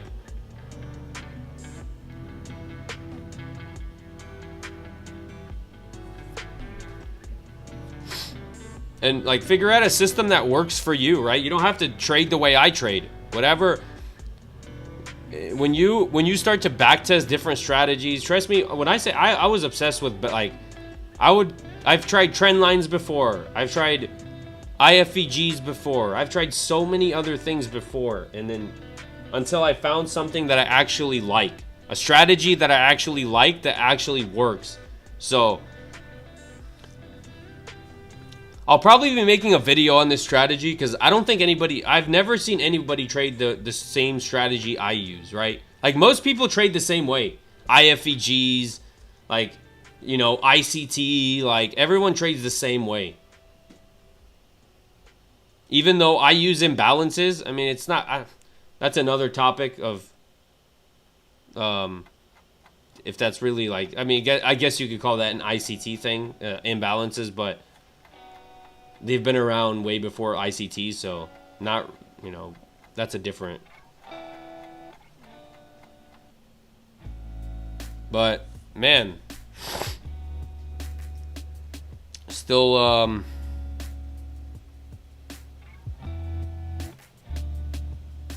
just curious to see if this sweeps this low and starts to run. What's an ICT? It's a concept. It's like it's a dude that came into the market and really popularized certain concepts, like certain like these imbalances. He calls them fair value gaps, you know. He has some strategies people use. Like it's a really big trading community. I mean, I would look into it. I mean, do people make money from trading his concepts? Yeah, people do make money. So, but you know, I learned from, you know, I learned a little bit of, you know, some ICT, some this, some that, like other concepts, and watching the markets, and time after time, you learn different things and see how the market moves. Like even though I don't trade different like I don't trade ICT, but I'll see like when a trade happens, I'm like, I bet you some like ICT traders are getting into this trade right now.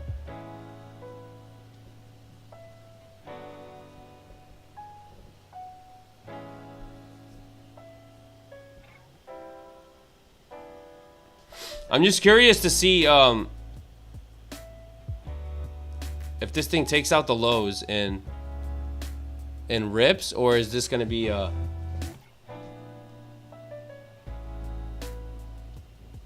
we got view up. I mean, there's a lot of support down here, right? We got the pivot point. We got a pivot point. Right above that pivot point is the view up, and then we got the 200. So a lot of support in this area, right? Look at this. Very high likelihood that price could potentially bounce somewhere around this area right here. And we got the top of that 5-minute range. Pretty high likelihood we could get a bounce somewhere here.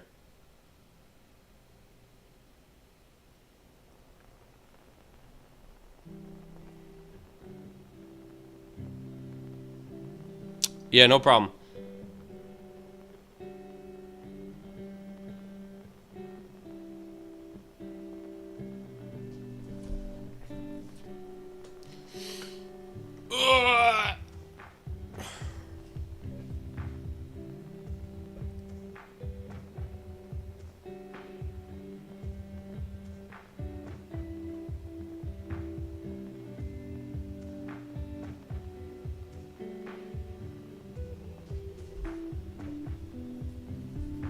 Didn't get filled? Are you trying to get filled here?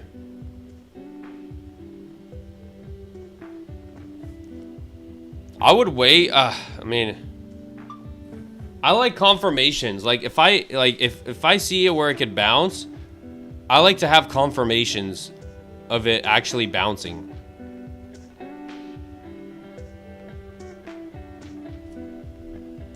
But obviously, like, if you scalp, like, if you're scalping, you know, 10, 20 points, then obviously you can't wait for a confirmation. You have to try to catch the bottom for the best risk to reward.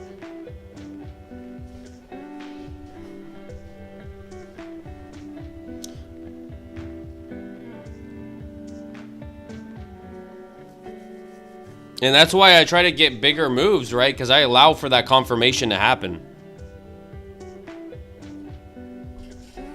Right, is this thing really?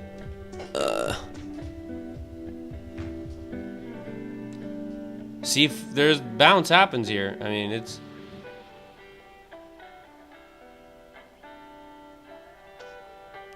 Or is this just going to sell off? If this starts selling off past the pivot point, it's going to start to look pretty... If it gets back into this range... I mean, dude, if it starts going for this low, I would be interested. If it gives me a confirmation, I would definitely be interested. Let's see.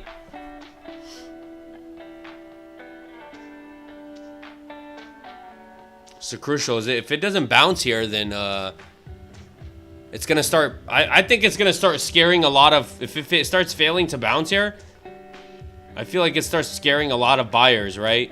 Especially when it starts breaking view op, breaking the pivot, getting back into this 5-minute range, starts to look ugly for the people trying to long here.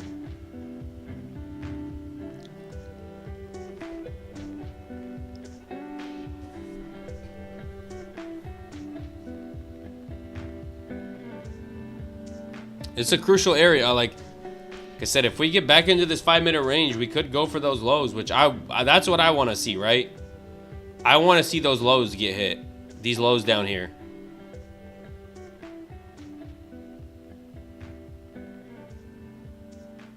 See, I'll wait.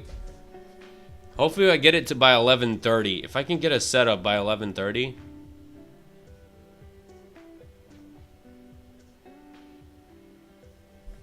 Starting to break view op. There is a gap on the 15-minute here that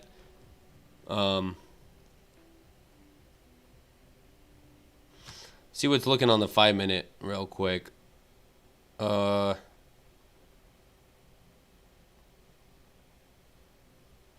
there's a bullish gap here on the 5-minute, right? So we got this bullish gap. We got the top of that 5-minute range.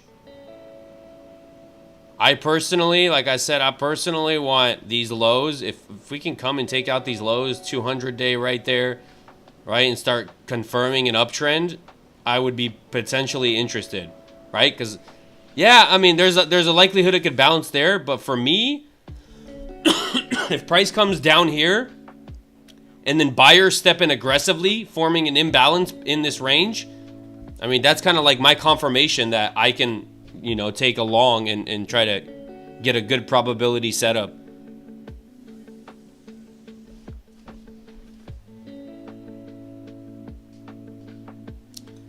But we'll see if it holds this 5-minute range. This is kind of a crucial area. We're at that pivot point too, so.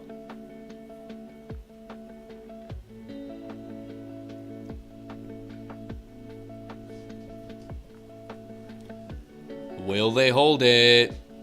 Starting to, well, when's this, hold on, when's this next 15-minute candle? Done. Oh, it's just opened up. New 15-minute candle just opened here. Give me a second, I'll be back.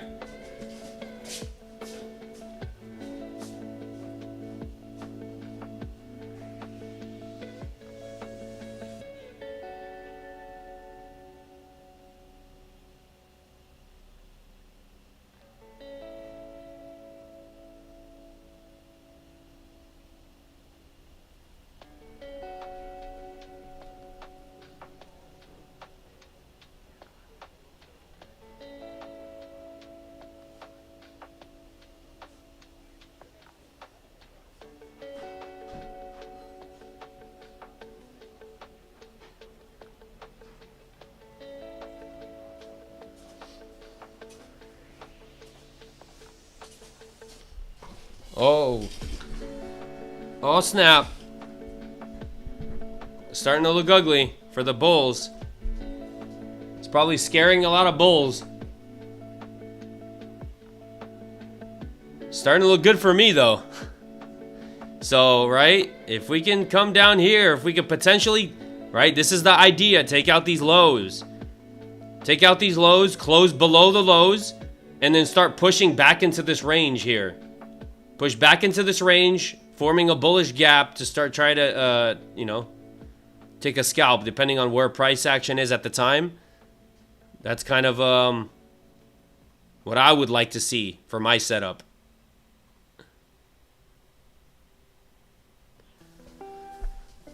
Starting to look good though. I like this. It's actually giving me hope that I may take a setup today.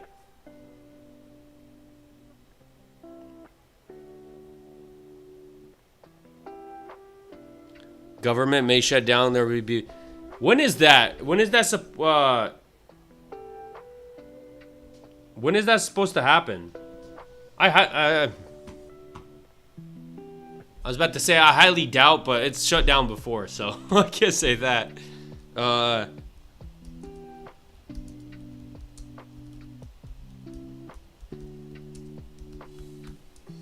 what happens to trading actually if government shuts down?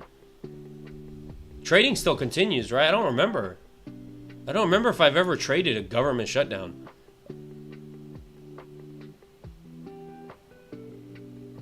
The federal government may enter a shutdown beginning 12:01 a.m. on Wednesday, October 1st.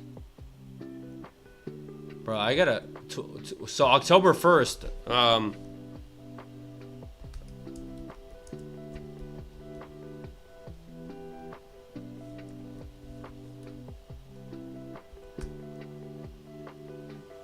oh, yeah? Oh, it continues? Okay. I was about to search it, but okay. Yeah, I don't remember if I traded a government shutdown ever before. I probably have, but... I mean, in 2 years, I'm assuming there was some kind of...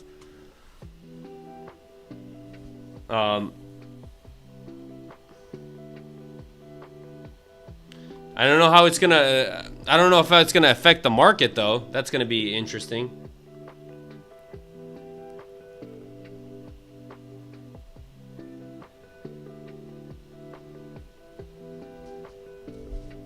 Yeah, that's good. I was hearing about the potential shutdown, but...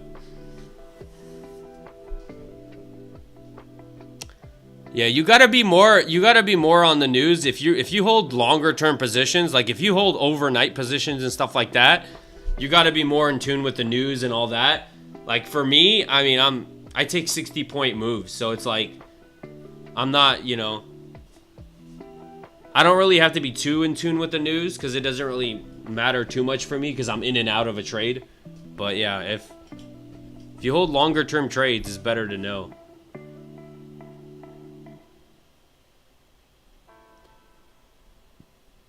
All right, it's starting to look ugly though.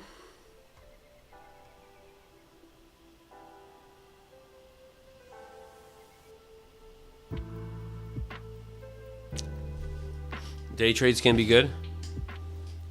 Yeah, it's always good to know. I mean, yeah, I listen to the news in the morning, but like driving to the office, I listen to the news, but.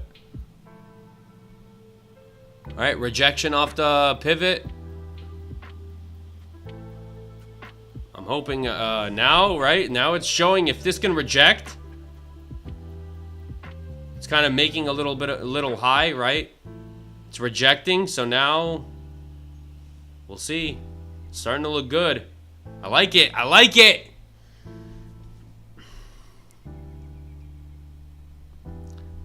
Made 508 and I'm out. Oh, you took a short? How many contracts would you do? It depends on the setup. I can't say ahead of time because once I get a setup and then I typically risk on these accounts, I risk $400 a trade. So, right, it depends. Like if this thing pushes a lot lower and then I have to kind of adjust my risk management to allow myself, you know, based on the setup. So sometimes $400 risk could be 3 contracts. Sometimes a $400 risk could be 7 contracts. I actually sold 4 shares of VTI because I have VOO and waiting on correction for another sector. Nice. Yeah, you got a setup. You seem like you know what you're doing, so that's awesome. Have a plan, follow your plan, and that's all you really could do. Protect yourself during uncertainties. I mean, that's what a lot of investors do, right? During times of uncertainty, you got to be careful.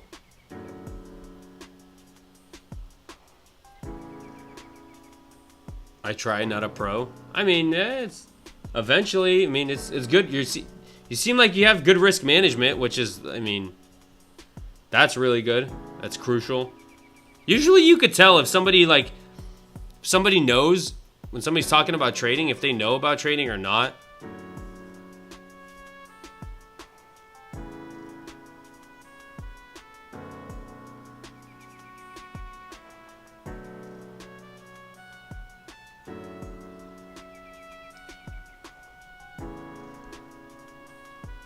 I made 2.2k after short, I need 3k to pass the eval. And be careful on your risk management. Like if you're able to, I mean, I personally don't risk that much, but just be careful. You don't want to blow your account in one trade.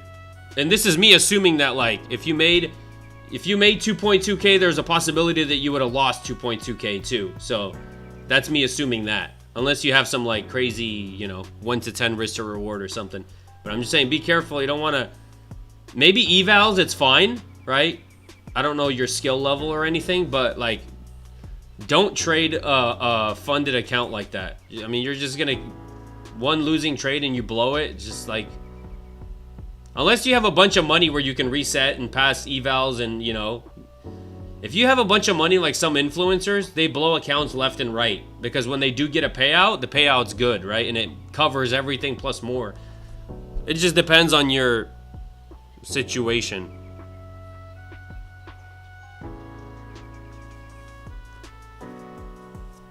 Is it possible to start with just $100 or less? I wouldn't do it. If you only have $100, I would sim trade. If you only have, especially if you're just starting out, don't use money. Sim trade. Sim trade, figure out a strategy that you like that works. And then once you figure that out, then you can go to prop firms and you can buy evaluations, pass them, get funded, and yeah, you could scale. Don't focus on the money. Focus on the strategy and learning a strategy. That's what you should focus on, and be consistent with that strategy. Because understand that once you figure out a strategy that you can follow and be consistent with, right? Then all it takes is for you to go to evaluation accounts, pass them, get funded, copy trade, and then you can start making, potentially you can get, you know, some crazy payouts if you actually can learn trading. So, but don't, if you only have $100, just sim trade. Get a simulated account, sim trade. Don't waste any of your money.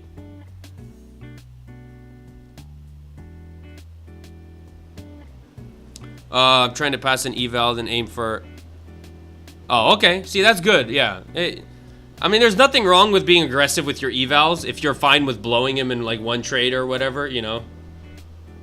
But don't, yeah, that's good. If you risk 200 to 500 per day, seems like a pretty, you know, good risk management. And understand and follow that rule, you know, if you have... And it all has to be based off of your data, right? Like, somebody has to allow for more losers. Me, if I have a higher win rate, I can allow myself for less, you know. If I take less losing trades in a row, I can be a little more aggressive based on my data.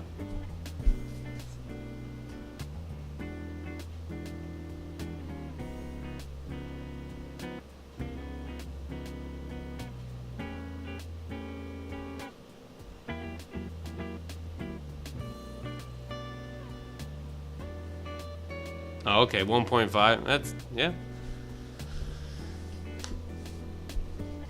It's a good trade. I feel like with those higher RRs, you have to be even more disciplined than I am. Like, because those higher risk to reward trades typically take longer for setups. For actually, you wait for the actual good setup to give you that 1 to 5.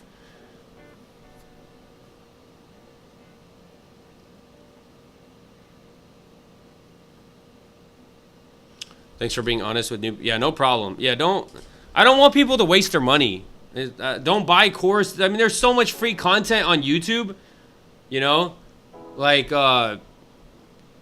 just learn off YouTube, trade a sim account. You could do all this for free. So And then when you actually figure out a strategy and get good, then you can start actually investing some kind of money into it.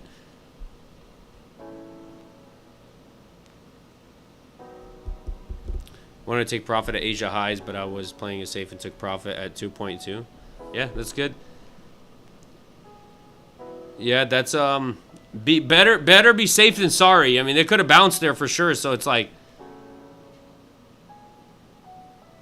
take profit when I do this. I take high probability profits, right? I don't try to hold runners or anything. I just never had good luck with runners. Typically with runners, I'm like, I've tried it before, and like I'll leave some runners on the table and it just ends up getting stopped out at break even. And then I end up going, man, if I would have just taken all of it off, I would have made more money over the long run.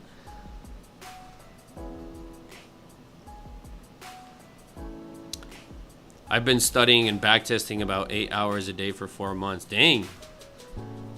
Yeah, it's almost like to get good at trading, you have to, and the data is important, because when you backtest and you have the data, right, you become more confident in your trade. So when you get a good setup and you're more confident and you're more patient, because all this noise in the middle of all this noise and volatility and stuff, if your setup's not there, right, you know your data, and you know all you have to do is just be patient for a good setup and you can make money. So the data is everything. That's why for newbies, it's better, for new traders, it's better to just sim trade until you figure out your data system. You do gain, once you have your data, you gain confidence, you know how much to risk, you know all that. All that starts to play into it. And then here's the thing, right? You're risking based off of your data. And then if your data for some reason starts to change, right, you keep track of it, maybe some kind of tariff news, something happens in the market where the market shifts, and now maybe your data starts to change. Now with the new data, you risk accordingly. You size down, you do what you have to do to accommodate for the new data. So you're always adjusting your strategy based on data. Your data is like the heartbeat of your trading system, right? If your trading career, your data is everything. It will tell you if you need to change something in your trading. It will tell you if you need to, you know, hold runners for longer, cut losers faster. And just trading blindly without any data, I mean, you're never going to grow. You're going to be one of those traders that is unprofitable for months, years, 2 years, 3 years, 4 years, 5 years, 6 years, 10 years, and you're still unprofitable. Why? Because you don't have data, you're not improving. Come on, NASDAQ, give me something. You're so close.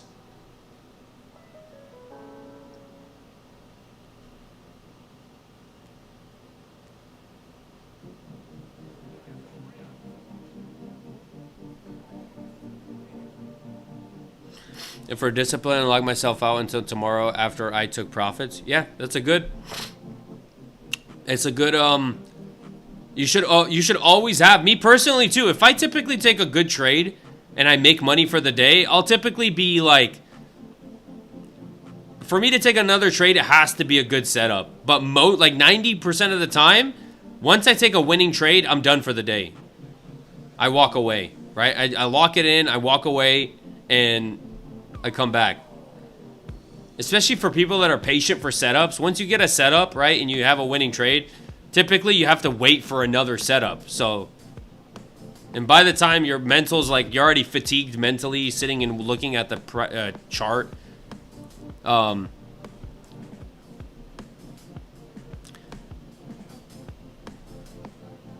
Question, when the numbers are green, when the numbers are green, is profit? Well, when I'm in a trade, yeah.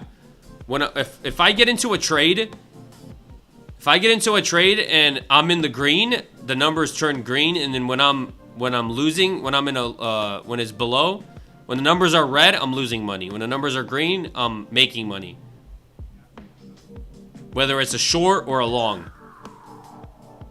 So in a short scenario, when it goes down, the numbers will turn green.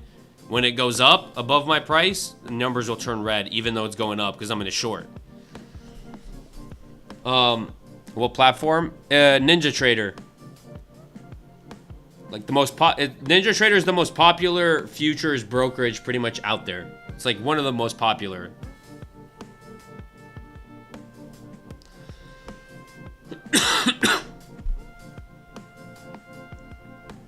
Oh, it's 11:30. Freaking A. We're so close to potentially a setup that I'm like,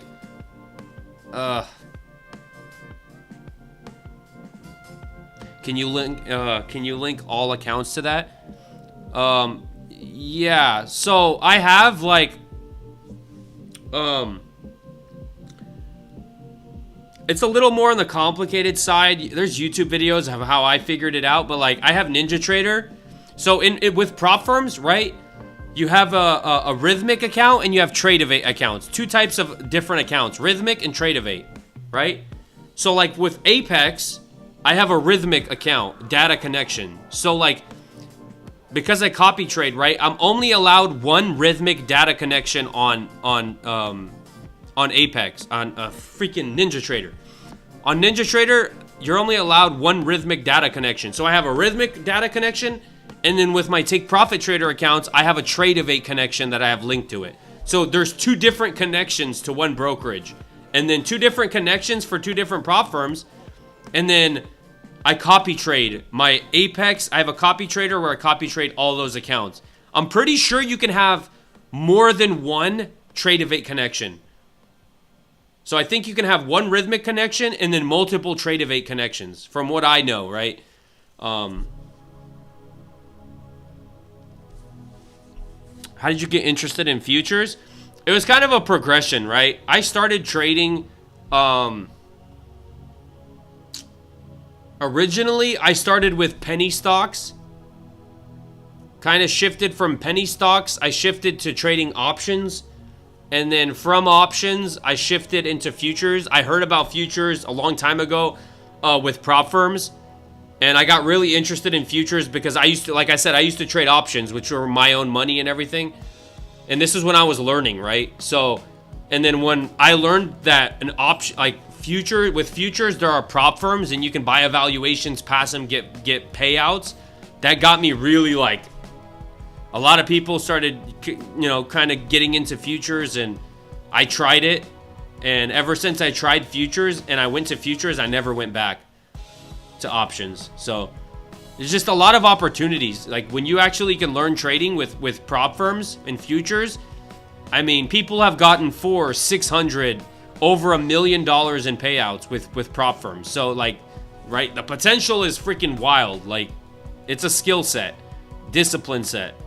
It's not like you buying a lottery ticket and hoping to make, to strike it, and like, all these people buying lottery tickets and hoping to make, I see this every day, and I think about this. When I go to the gas station and I see somebody buy a lottery ticket, they're like, get me this one, this one, this one. He buys like $40 in lottery tickets, and I'm just like, I'm thinking like, man, if this person actually took that money, did not buy lottery tickets, focused and learned how to trade, and like became obsessed with trading, learned how to trade, improved, and like and started trading prop firms and this and that, like instead of trying to strike in a lottery and try to make $1 million, you can actually learn the skill of trading, become a really good trader, and then make $1 million in trading is a lot more likely than to you to make $1 million with the lottery. Like the money you can make if you become a good trader is pretty crazy. And like that what I mean is like a $40 like Apex, right? $33 for an evaluation, and then obviously you have to pay for a funded account when you pass the evaluation, but like the amount of money you invest assuming you know how to trade already and you can make money, a little investment. Like the fact of trading, right, with prop firms, the fact that you can invest $100 and you could potentially take a $10,000 payout with like $100 investment is freaking wild.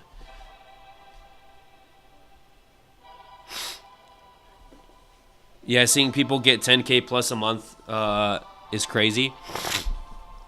Here's the thing, that's possible with trade. That's like, it's crazy, but it's very doable in trading, right? Especially, think about somebody who really knows how to trade and he's trading you know, 10, 20 prop firm accounts. He's copy trading 20 prop firm accounts. That's freaking, right?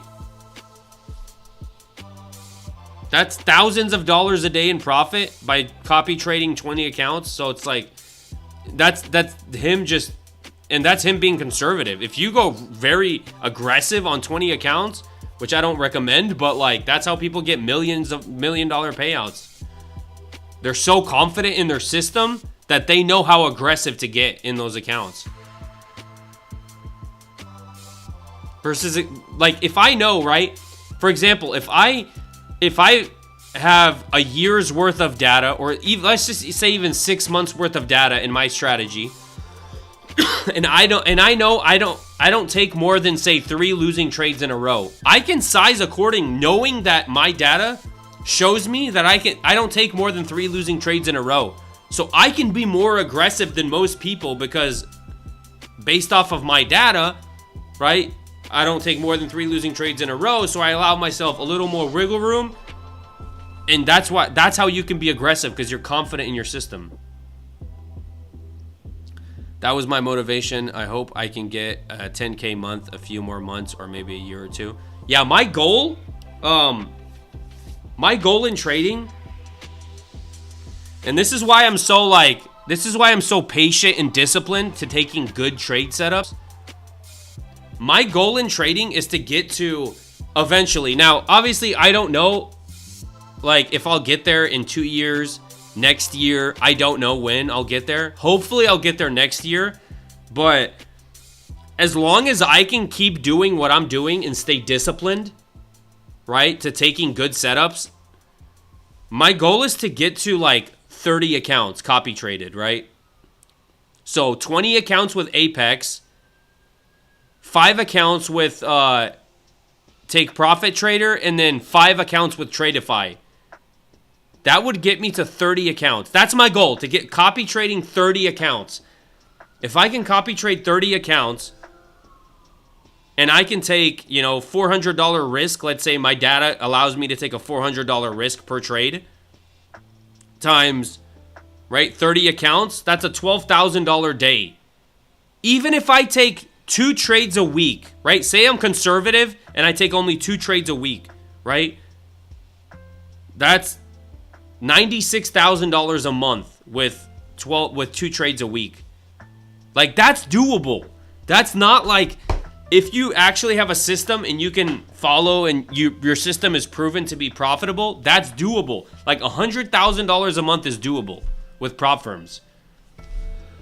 That's my goal. That's my goal to get there. Right now I have 10 funded accounts. I have 7 that I'm trying to pass right now. So I'll have 17 funded accounts after I pass these.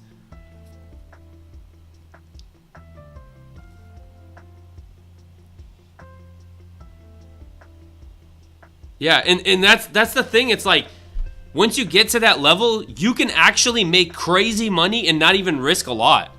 Like, for example, even with 30 accounts, if you had 30 accounts, and let's say I was very conservative with those accounts, and I only risked $100 per trade. That's super conservative, right? Obviously, hold on. That's 5 and 5 with Tradeify. Yeah, so even if you had $100, super conservative, 30 accounts, obviously that's $3,000 across 30 accounts per day. Right? So that's $6,000 $6,000 a month. That's still a $24,000 a month, assuming you only take 2 trades a week, being conservative of $100 risk. $24K a month is insane. That's really good. And that's being insanely conservative. So, like, that's what I'm talking about. With prop firms, once you actually, this is why you should not concentrate on profits. You concentrate on your system. And then once you get your system down, oh, it's just a matter of scaling accounts, copy trading those accounts. And then you know your data. You know if you could be more aggressive based on your data. And, oh my God, trading, that's when trading gets powerful. The freaking scaling of trading with copy trading and these prop firm accounts, your goal is to figure out a system and that's profitable, be confident, follow it, and then it's uphill from there. As long as you can stay disciplined. And constantly, you know, be careful with your system and adjust. If your data starts to change, you adjust your risk.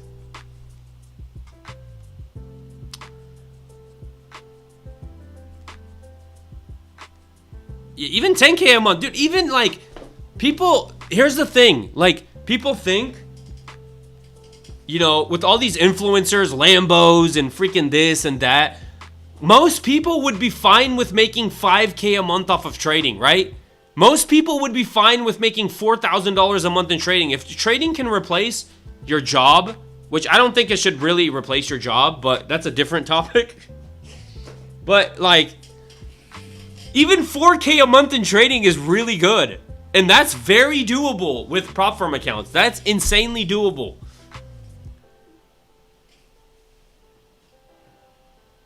Like, hypothetically, right? I risk $400 a trade. Let's say I take 2 trades a week, right? That's being conservative. That's me coming in Monday, no trade. Tuesday, no trade. Wednesday, no trade. Oh, Thursday I have a trade, and Friday I get a trade. 2 winning trades. So that's right. $800 a week. Times 7 accounts, that's $5,600 across 7 accounts per week times 4. That's a $22,000 month. $22,000 month by taking 2 trades a week. That's being disciplined and conservative and like not being crazy.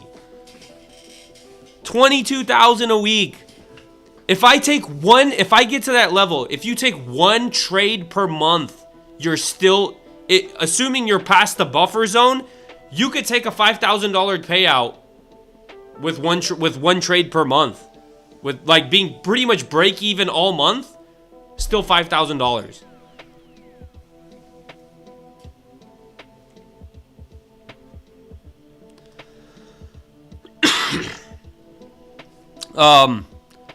What do you use for copy trading? Replicanto.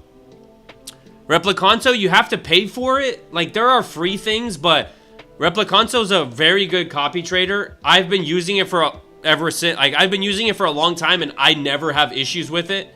Really? I mean, it's very easy to use. Sometimes, if you get slippage, cancel all orders, flattens all accounts. Like, I never get stuck in a trade where. So Replicanto, that's what I use. You have to pay for it, but it's like $200 and you buy it, it's for the lifetime. Like, there's no subscription or anything. So you pretty much pay like $200 and you get it forever. So I think it's worth it. Right now I'm getting a degree in computer engineering. I want to be able to make 1 to 5K a month in scale. Yeah, I don't think trading should ever be your only income, right? I think you should have other sources of income you do with trading. Like, for example, right? I trade. I also sell cars. I buy and sell cars. Whatever you want to do. But when trading is your only source of income, it just puts you in a bad mental space where you have to rely on trading. Unless you have a bunch of money saved up and you can trade without any emotions, right? You don't have to make money to pay for bills. That's different, right? Like, if I have a year's worth of... Let's just hypothetically say I got $50,000 in payouts. And it's like... If I have $50,000 in payouts and I can live off of $50,000 and not have to worry about bills, maybe, you know, that's a different deal. But relying on trading to pay for your bills when you have to pay for your bills and not having any savings is not smart. But yeah, that's cool. Getting a degree and having another job and stuff, that's like, stick with that. You can always trade and do other things, and you can even make more money. Keys being disciplined. How long have you been trading? So I've been full-time trading for 2 years, and I've been learning about trading. I started with penny stocks, went to options. I was learning about it long before, years and years before that. So there was years of learning, and then there was actually me getting serious with trading and actually like being on the charts every single day.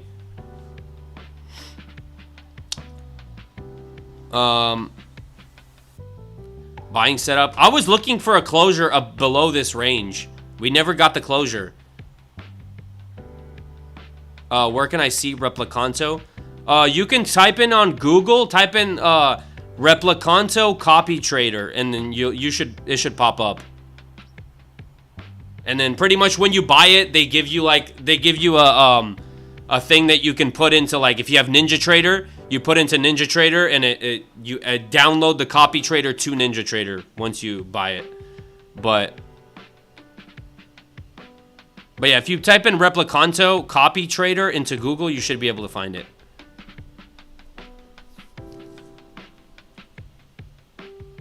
I have a job doing undergraduate research. That's awesome. See, that seems fun. Like, trading should give you the freedom to be able to do a job that you love, right? So you're not stuck in a job that you hate to do, right? A lot of people are stuck in jobs they hate to do. The goal of trading is for you to make money in trading and then do other things that you love to do, whether it's buying and selling cars, whether it's whatever it is, right? The freedom of being able to wake up in the morning, trade, and then possibly go to a job that you like to do, do something that you like. Maybe it's content creation. Maybe it's something else. Whatever it is, trading should give you freedom to do other things, build other businesses. Like this whole, I don't subscribe to this whole mindset of learn how to trade so you can relax on the beach all day. I don't think I don't think anyone should. Maybe there's somebody that find that's enjoyable. I wouldn't find that enjoyable. I'm the type of person that I would like to do something, start a business, right? Like, constantly be improving on in life, improving on in my trading, improving on in this and that. Is Apex 137 a month? No, it's not. Right now, Apex is 80% off. So if you buy most people buy the $50,000 accounts. So if you buy the $50,000 accounts, it should be, if you use, for example, my code, it should be around $33 for the evaluation, right? Per account. $33 per evaluation. And then once you pass, depending on if you pass the account during like a promotional period, but there is a activation fee. It's different based on Tradeovate and Rhythmic accounts. There's a lifetime fee and there's a monthly fee. I always pay the lifetime fee because I always plan to keep the accounts for a very long time. But there's like $140 activation fee. With Take Profit Trader, with their 40% off, it's $100 for an account, but you don't pay an activation fee after you pass the account. So you get moved from a funded to the account with no activation fee. So it depends. I mean, but they have a profit split. They have daily payouts. Apex, there's an activation fee, but you keep $25,000. 100% of the first $25,000 you keep per account. So there's pluses and minuses to both. I always tell people if you're still learning about trading and you want to trade an evaluation, Apex is pretty much the cheapest. Like, if you're going to blow evaluations, Apex is the cheapest. It's $33 for an evaluation at 80% off. 80% off, you would have to check. If you get it, it's usually for the following months. I'm not sure if they changed it or not. You would have to look. But it was typically for the first, like, 80% off, and then it reoccurs at 80% off, $33 a month. Unless they changed it. I would look into it with their promotional thing. All right, we're failing to close below this range. We're failing. We keep sweeping exactly what we did in the morning, right? We had this kind of, wait, where was it? Right here. See, in the morning, we were failing to close all these wicks. Finally, we closed above it and we started pushing. Same thing is kind of happening. Well, not anymore, but like, see, wick. Now we're finally closing below the range. So depending on, we'll see what we get here. Depending on how this, how this goes. Are we going to get a lot of aggressive buying pressure stepping in here?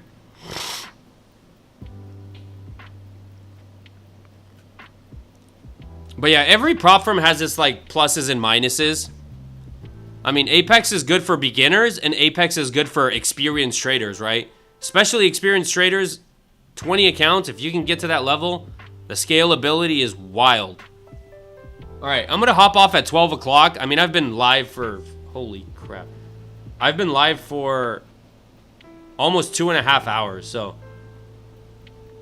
I'm so close to a setup, though. This looks like this could be forming a setup for me, but I need to go, like. I still need to go eat, and I have a lot of work to do today, so I can't really wait. If this gives me a setup, I'll take it.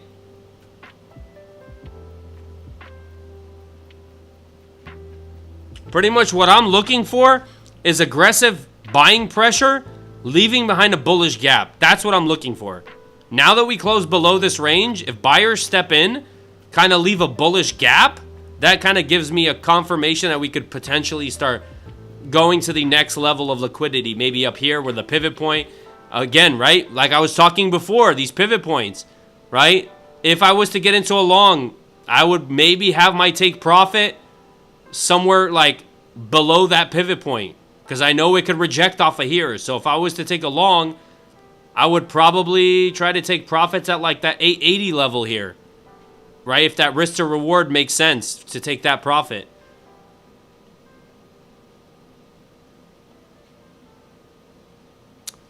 Can you explain how prop firms and apps to trade work?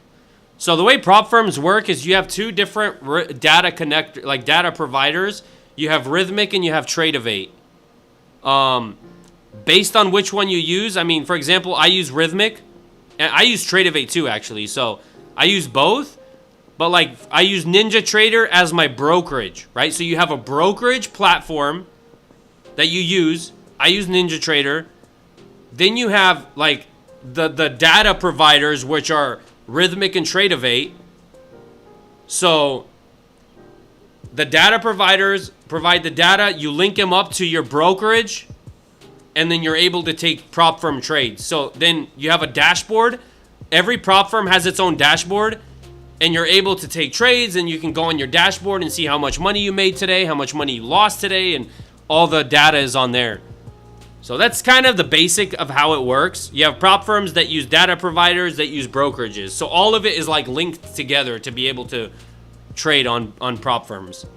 It seems more it's a little like it's not complicated, but it takes a little bit of legwork to set everything up. Like in the beginning when you've never done it, you know, setting up and adding this data provider, you know, doing this and that. But once you have everything set up, it's easy to add accounts. Like I buy accounts and they automatically add to my, but the setup process can be a little, but it's like a one time. Once you set it up, it's easy from there. All right, let's see what happens here. This may be a trade setup here. If we can get aggressive buying pressure step in, I'll potentially. I think I'm actually trying to set everything up. Yeah, it's there's like, right, the prop firms usually have like a step-by-step. Just make sure to follow the step-by-step. If you don't know something, I mean, there's videos on YouTube. But yeah, pretty much the prop firms tell you how to set everything up. They usually give you a step-by-step instructions of how to do it.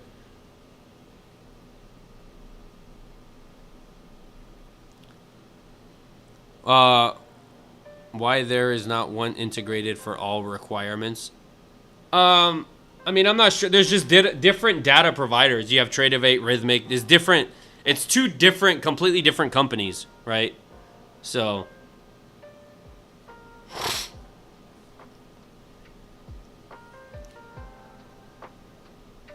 I don't know why I mean, it's just how it is.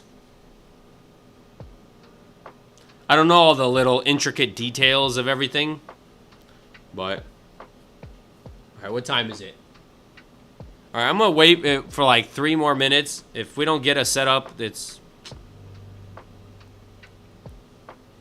see, it failed to my confirmation, right? I needed a bullish gap back into this range for my confirmation. Pushed back into the range and just sold off. It's not leaving any it's not confirming, right? Although it is trying to get back into this range. It's not confirming that it wants to go up. That bullish imbalance in this range, in this 5-minute range, would be my confirmation that buyers, what is that telling me? Buyers stepped in aggressively, and they stepped in aggressive enough to leave an imbalance. So then, right, price kind of fills that imbalance, and buyers step in again aggressively to go for another level.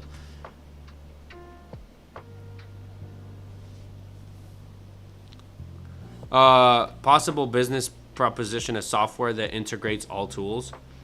I mean, like, it is kind of like I have NinjaTrader, and I have Tradeovate, and I have Rhythmic accounts on my NinjaTrader, right? So it's like, it is kind of integrated in a sense. Like, it's not really it's maybe complicated, or it's maybe a little tedious in the beginning, but once you already have it set up, it's like, it's not really an issue. Like my Apex accounts, now that I have everything set up, if I wanted to go buy accounts, I literally go on the Apex dashboard, I buy accounts, and those accounts get added automatically to my NinjaTrader. Same thing with Take Profit Trader, right? I already have my Tradeovate connection in my NinjaTrader. My Tradeovate connection is linked to my Take Profit Trader account dashboard. So it's like, when I buy accounts, those accounts automatically get added to my NinjaTrader. I'm trading NASDAQ. Trying to push back into this range. Let's see if it leaves behind a bullish imbalance. Let me look on a higher. Did it sweep any kind of liquidity? Real quick. So pretty much taking out these lows. We're getting some wicks down here, right? Here's a wick, here's a wick, here's a wick. So some buying pressure is trying to step in. If it could really confirm, we could get a movement back up. But I need that confirmation. I'm not taking a trade without confirmation. You could see it's having a hard time. It's trying to, but kind of having a hard time so far.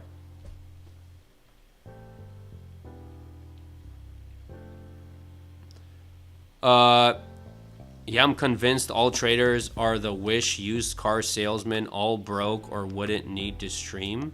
All broke or wouldn't need to stream.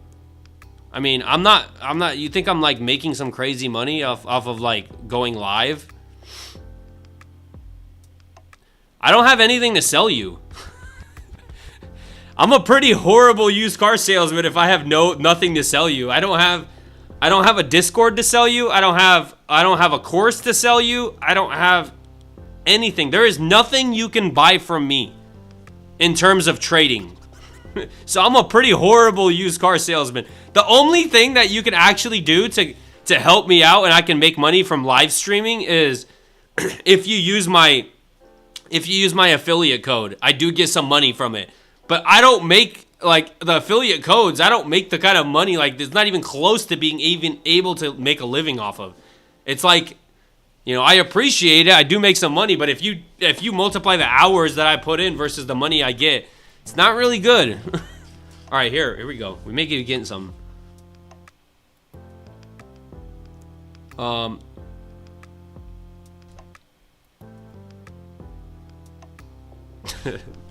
appreciate it.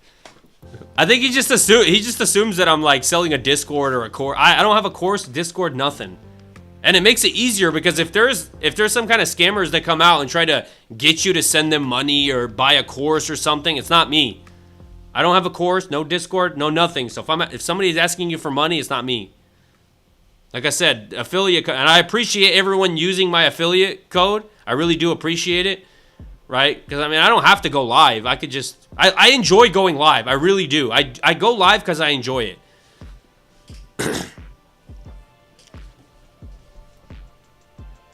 But yeah. Oh crap, I forgot to choose.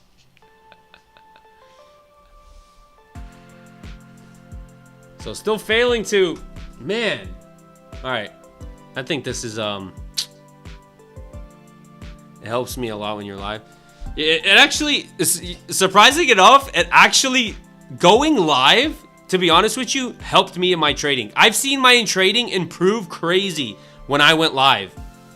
because it put me in like when I would just sit here and not talk to people, or I would just sit here waiting for a setup. A lot of times, if you're not like, you know, interacting with somebody, or like I was more inclined to take dumb trades, right?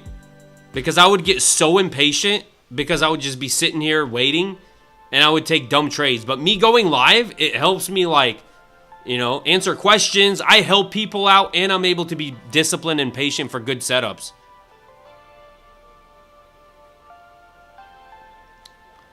So it's a mutual. It helps me a lot, and I'm glad if I can help someone, prevent them from losing money, doing something stupid, you know, or teaching you something that I learned the hard way, so you don't have to go through that hard way the same way as I did.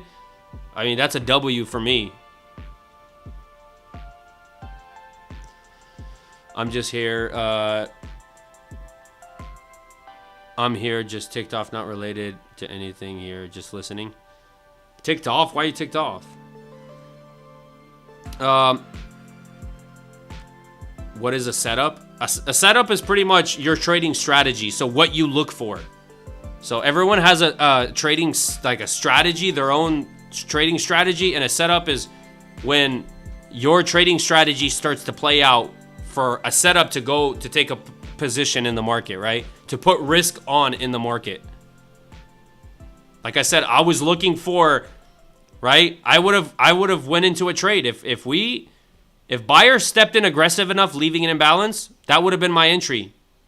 But as you could see, buyers didn't step in aggressive enough, so there's no entry for me. Even though we pushed back into the range, I did not get my setup. I did not get what I wanted to see for me to take a trade. I can DM you, just nothing to do with the market. I mean, yeah, you could DM me. The problem is I get so much DMs on TikTok, and there's like, I get so much DMs on TikTok, people trying to scam me and stuff. So you could DM me if I see it, I'll reply. But if I don't reply, it's because I'm getting so much DMs and I couldn't find yours.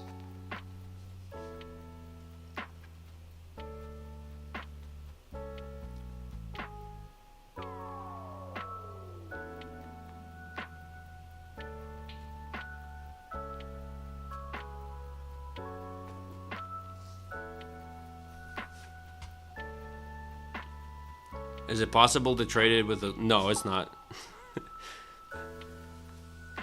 Yeah, you can't trade with $1. You can't even buy a PropFirm account with $1. I wish, bro.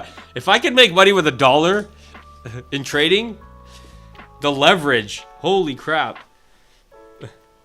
I'd be a millionaire if I can make, like... If they had that kind of leverage.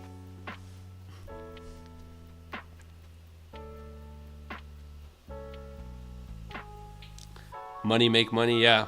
And prop firms are a way to, you know, if prop firms are such a door, prop firms get hate, but like the opportunities, if you learn the skill of trading, the opportunities that prop firms can give you is just wild. How you can actually invest little money and actually make some pretty decent sized payouts. But that's a skill thing, right? You need to trade to develop that kind of skill. It takes practice. It takes a lot of learning, you can buy partial shares with fractional shares on Fidelity. I mean, maybe it's like, I mean, there are like penny stocks too, right? I mean, technically, like hypothetically you could, but it's not really a good investing strategy. I mean, there are penny stocks that are under, like, you know, they're like $1, so you technically could buy a share, but even if you have $1 and it goes up like a crazy amount, like what are you gonna make? $5? So like your dollar, even you probably could get into something, but it's not gonna get you anywhere. You're not gonna invest $1 and make, you know, $10,000. Honestly, I think you will put more effort buying 50K accounts and blow it than paper trade. Yeah, well, what I recommend for people is paper trade until you've proven yourself that you can, that you can trade consistently, and then go to a prop firm account. I mean, if someone wants to oh, I don't want to trade paper trade, I'm not going to trade paper trade because he or she wants the emotional aspect, then go with Apex, right? Buy a $33 account that's 80% off and make that account last the whole month. Don't blow that account every single day. Size accordingly so that account actually lasts you if you want to do it that way. But I don't see a reason to waste money if you're going to blow accounts when you're a beginner. Where can I paper trade? You can probably, like Ninja Trader, right? I would call them up and see what it takes to open up, to have a simulation account. Like I can't say every, but most brokerages, like Ninja Trader, they have sim accounts. So where you can open up a brokerage account and sim trade on there. And you don't have to invest any money or anything. Maybe they'll make you deposit like $5 into the account or some little amount. But most brokerages have a simulated trading option.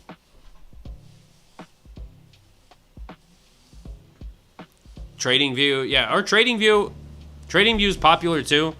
I don't use TradingView because I started with Ninja Trader, and I've always I'm the type of person when I begin with something and I'm used to it, I don't want to switch something I'm used to. Like I already know how Ninja Trader works, how it's not been a problem for me. Like Ninja Trader does what it's supposed to do. It gets me into trades and it gets me out of trades. That's all I need it to do. Simple as that. Like when brokerages try to overcomplicate it, the more complicated they make it, the more things there are to go wrong. Like brokerages don't need to do anything but keep it as simple as possible for less things to break. All I need for you to do as a brokerage is get me into the trade when I want to get in and get me out of the trade when I want to get out. That's it. I don't need anything else. Just as long as you could work, that's it. Don't try to make something that's not there, like make new systems and this and that. But I don't think we're getting some buying at this point. Yeah, I don't think so. I mean, it's trying to push up now that I'm saying that, but it's tough at this point because we're 12 o'clock. It's an area where, right, price doesn't move as crazy as it did in the morning. So price action tends to slow down for lunchtime.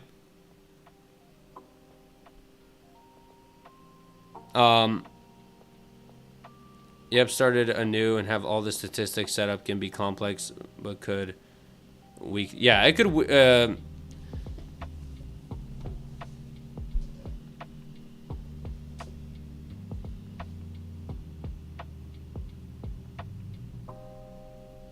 All right, let's see.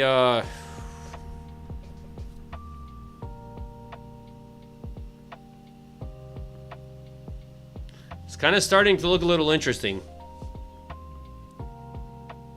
All right, if this fails again, I'm hopping off. I said I was gonna hop off at 12, but we're so close to a setup that it almost looks like it's. If I do get a setup, I may size down a little bit just because of it's 12 o'clock. It's not the volatile time anymore. It's not like 10 o'clock where price actually moves. Or depending on the setup, maybe I'll go full size. If it looks really good, I'll maybe go full size.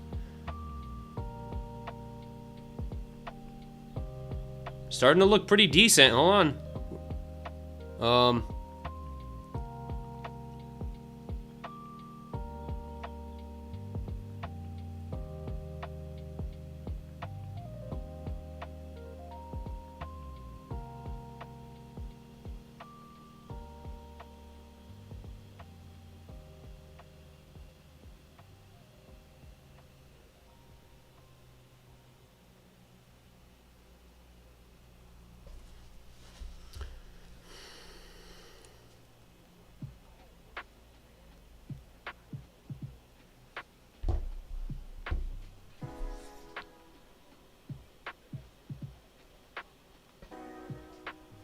Maybe I may get a setup here.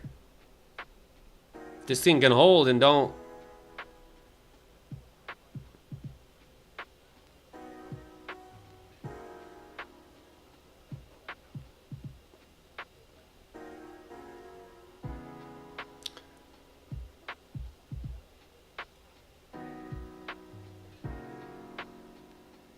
See if I can get filled in on this. Oh, not a bad. Seeing if oh,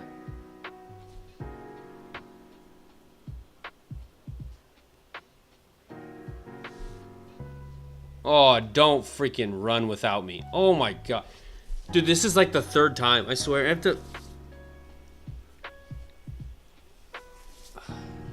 Bro, are you freaking kidding me, dude? This is some BS. Take profit would have been right there. So if it hits that 880 level, I'm canceling my order.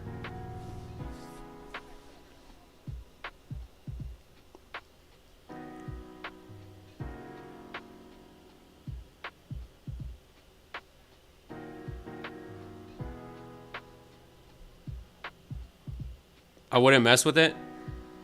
Yeah, it's a little more riskier because of the time that it is right now. It's 12 o'clock. That's why it's a little riskier. It's moving a little more slowly. So, I'm willing to take it, though. The risk I'm putting on the table, I'm willing to accept a loss if it's wrong.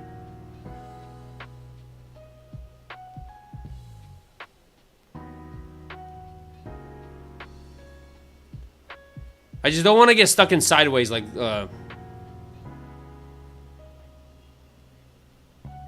There isn't an order gap, really. I mean, there is a tiny... It's a small gap, right? The smaller the gap, the higher probability it could run through that gap. So that is a possibility. We do have a little... How is this having so much trouble getting me into this trade? Bro. It's a tiny gap. But we do have stacked gaps on top of each other, right? There's a gap right there. There's a gap right there. There's a gap right there. So we do have a lot of buying pressure starting to step in. That's why I'm kind of more inclined to take this trade.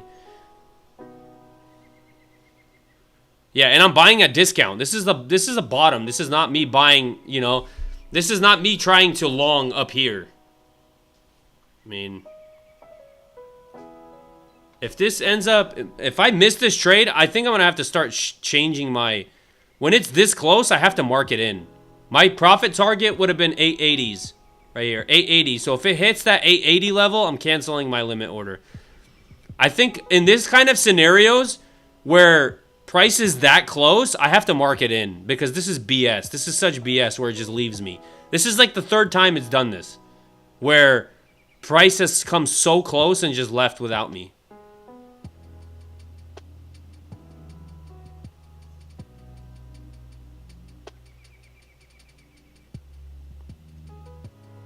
Again, 880s. If it taps 880s, order is getting canceled. Bruh. Okay, this is the new rule. This is the new rule. Ugh. If it's this close, like, it's less than 10 points away. If I'm giving up 5 points, it's whatever. I'm going to mark it in. If it's going to be this close, I'm marketing in. If there's a bigger gap... where the difference in price actually makes a difference. Like if the gap is substantial, I'm going to have my order inside that gap. But if it's a tinier gap like this, I'm going to market order in. That's my new rule from now on to avoid this freaking BS of getting left behind. Bro, this is so annoying. Like look how close it was. Look. It was like 2 points away. Alright, we may get a pullback here. Now it's gonna freak me out if it now it's gonna freak me out if it has a hard pullback. You risk more losing than a fraction. Oh, you're talking about.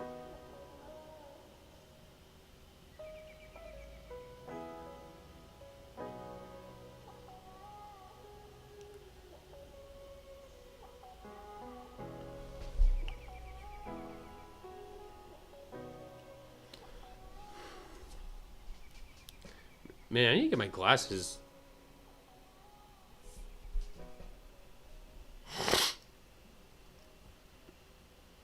Those trade zone time frames. It's the 5-minute range. All right, this is kind of scaring me. This pullback.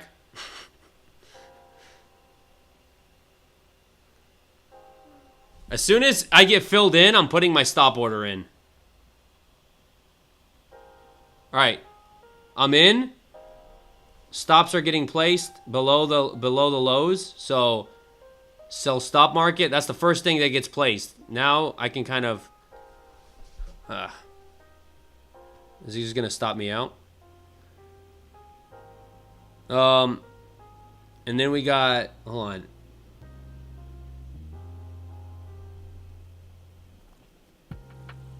So that red candle scared the crap out of me. Wow.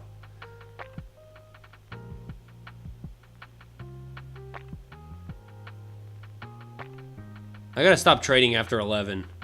This is wild. Holy crap.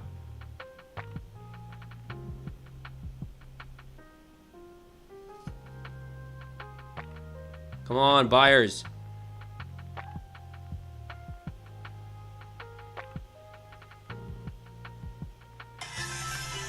Bruh, I'm in a trade. Calm down. Now the market makers are calling me. Sell.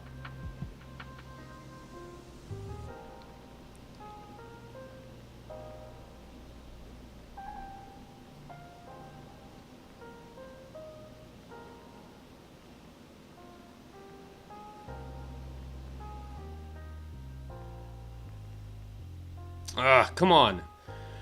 Rip it!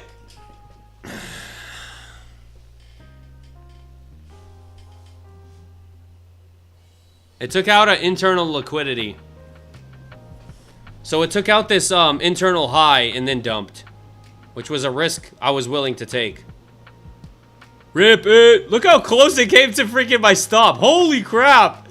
Alright, I forgot to put a TP in. TPs, alright, again, that 880 level. A little below it. There's my TP.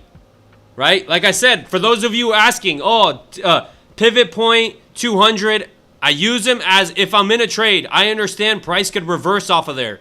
So my TP is going to be below all this level because I know it's going to have trouble getting there if it gets there.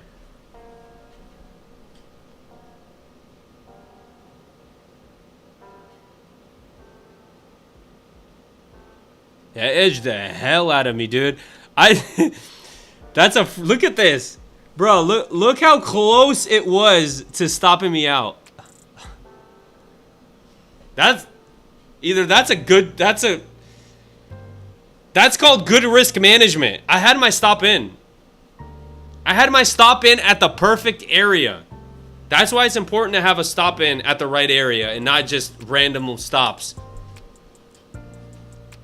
You allow for volatility because I understand volatility can happen in the market. So I allow for that volatility to happen.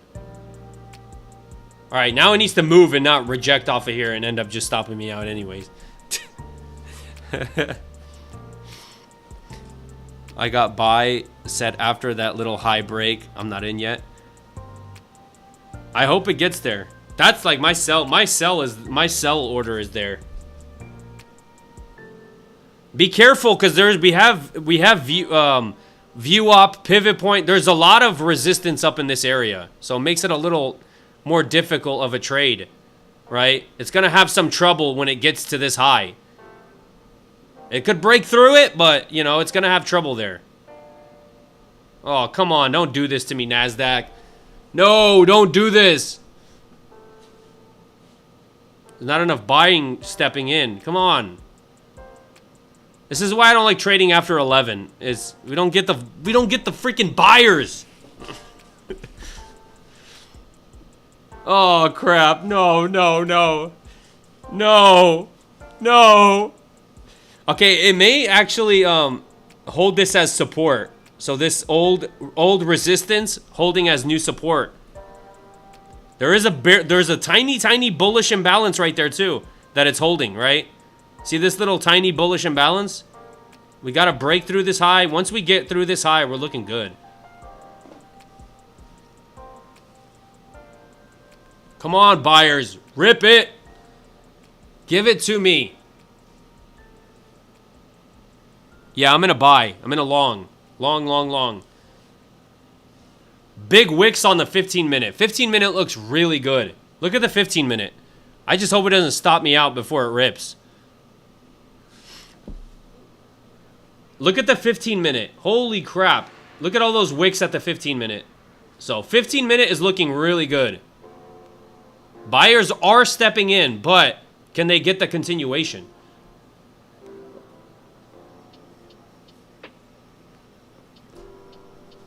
Buyers are eating French fries. All right, let's rip it.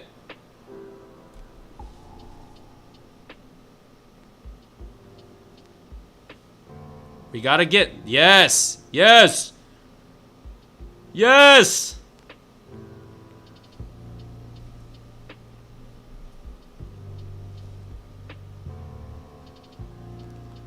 Yes. Yes. Yes. Rip it. See, buyers are stepping in aggressive enough to leave imbalances in the market, so it shows that they are aggressive. Now we need this continuation.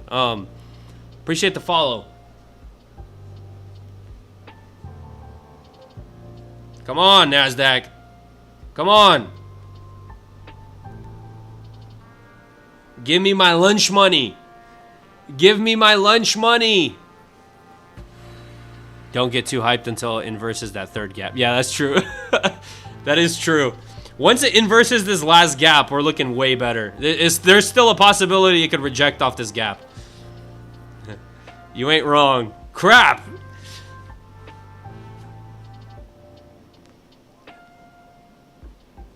Oh, no! No! Don't let them do it! Bulls! Oh, yeah. Oh, yeah. There it goes. They're trying so freaking hard. Let's see if it can inverse it. We got less than a minute left. If this candle can close very strong, very good sign. Yeah, it's M and Q.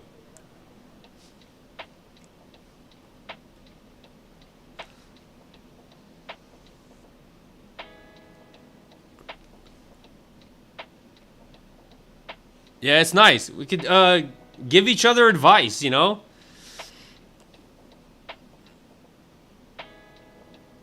There's plenty of money to be made in the market.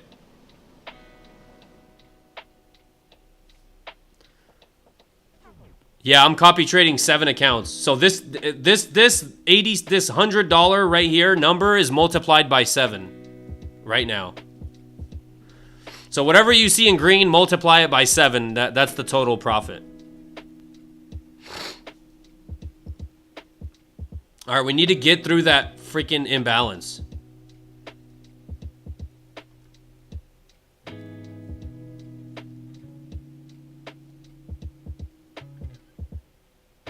We got to get through this imbalance right there. That's the kind of the last area for price. We're looking very good once it gets past that imbalance.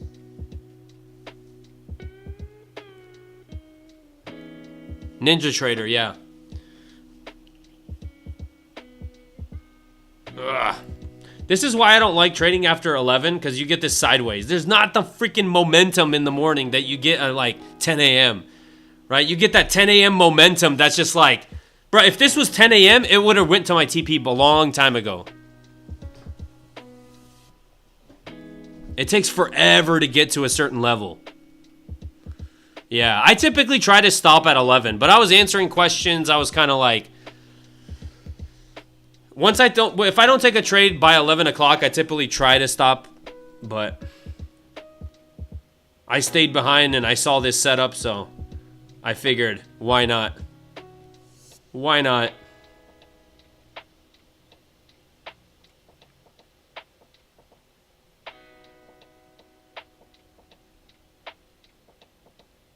We're in that 5-minute range, right? We get some pretty decent volume in this 5-minute range, so hopefully they can really step it up.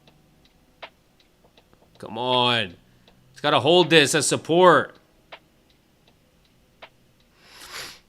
I should have shorted at 10 a.m., but it's cool. Still following the trend by buying.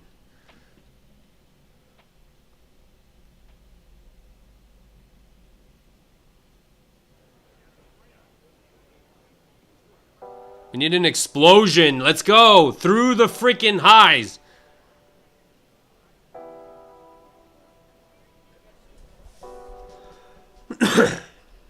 It's a battle. It's a freaking battle. Who's going to win?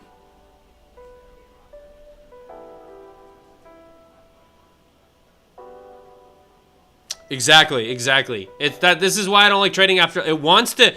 It looks like it wants to go for it, but there's just not the volume to really get it there. Like, you don't get as much volume as you do it in the mornings. It's having so much more trouble than if this was 10 a.m. right now, there would be so much easier to get to that level. We probably already would have hit the TP or the stop.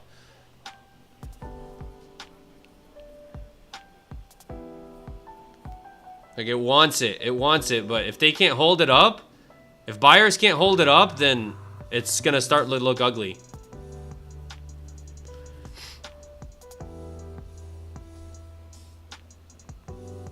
That's why I used Bookmap. Yeah, I wonder. I mean, there's probably liquidity to both sides, but it would be kind of interesting to see where the liquidity is. Does anyone have Bookmap? Where's the liquidity? Or level 2? Come on, NASDAQ. Just rip it.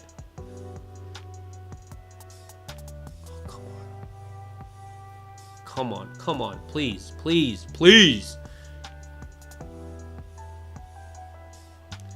It's kind of looking like a bull, like a super tiny bull flag, but not really anything significant. Oh my god. Oh crap. I really should get out like at break even right now, because it's not getting, like, if it's not going, it's not going. Like, I can't force it to go to my level. Like, the smart thing to do would probably be get out at break even and just call it, but because it's not getting to where, and here's the thing, if buyers can't get it, if they're having trouble, what's gonna happen? It's gonna drop. Like, eventually, if buyers just keep failing to go get it higher, the price is just gonna drop. So the smart thing to do would be cut it at break even right now, because it keeps failing to go higher, but I'm just gonna hold it. I'm just gonna hold it. I think buyers, there's still a possibility buyers could step in, so I'm willing to take the loss. If it's a loss, and I understand the risk of me not getting out at break even, I still think buyers, they look like they want it. I still think they could get it. These sellers need to step aside. Step aside!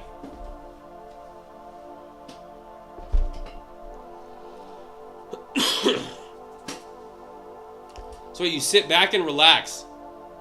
Relax.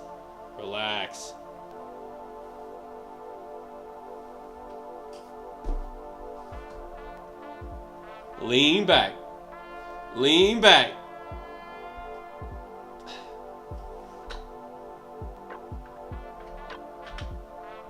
Why'd you go for the buy? I'll explain after this trade.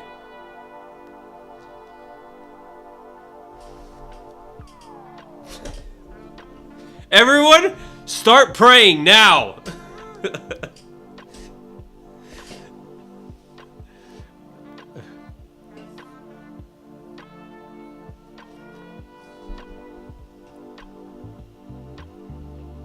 All right, we gotta close. We still got like 40 seconds left. Come on. If this candle can close pretty strong above the gap, we're looking good. Oh, you freaking TikTok. Inactivity. I gotta solve the puzzle.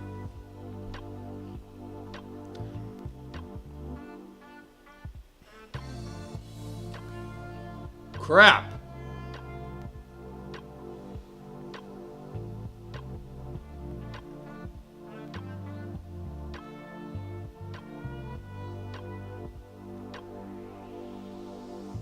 Bad time, TikTok. Bad time to do this. I'm in a freaking trade, and they're trying to make me solve some stupid freaking puzzle. God! Freaking TikTok, I swear.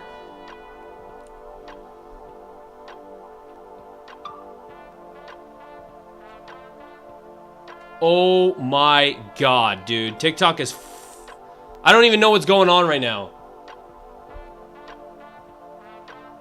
Oh, freaking TikTok, what are you doing?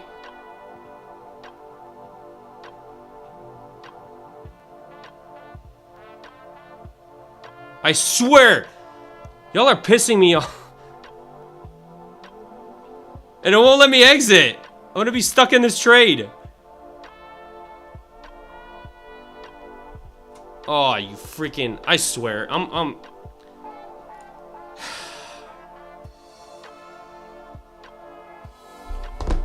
This is such BS. This is such complete BS, dude.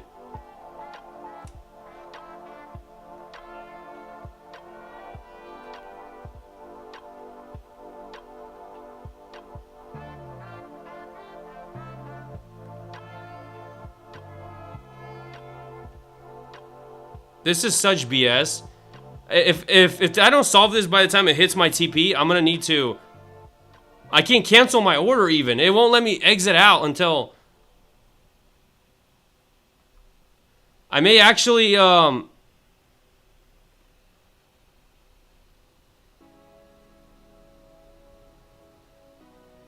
on.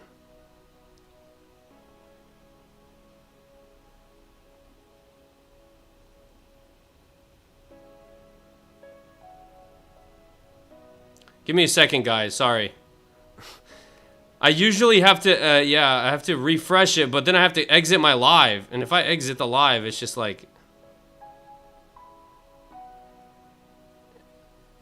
It's my computer. It can't handle what I'm loading it at.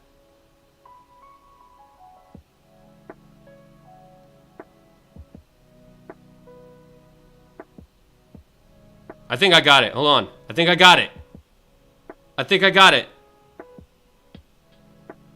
No, what?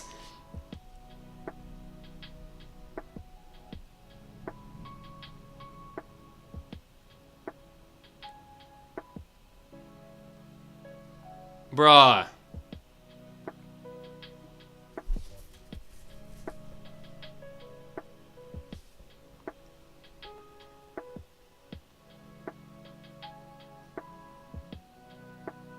I freaking hate this, dude. This is... it's gonna kick me out of the live.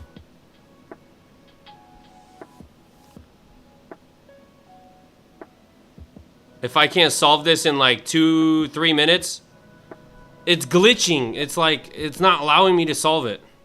I get this every time.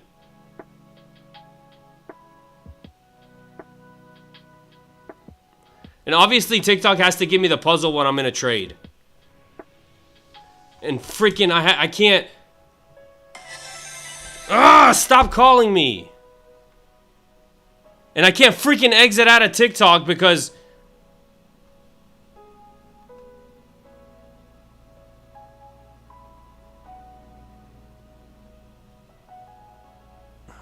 God, TikTok, TikTok, TikTok.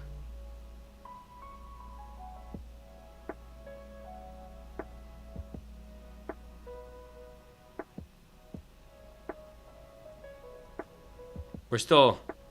I'm just warning you, 2 minutes. If I can't do this, if I can't do this in 2 minutes, it's gonna kick me out of the live. And if it kicks me out, I'm gonna call it there. I'm not gonna log back in because it's already 12. I'll let you know how the trade goes, or you could probably see how the trade goes.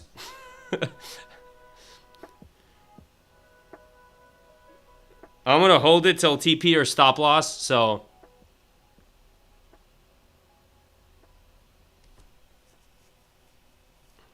I just hope it doesn't give me a violation. That's what makes me mad. It's like this, it's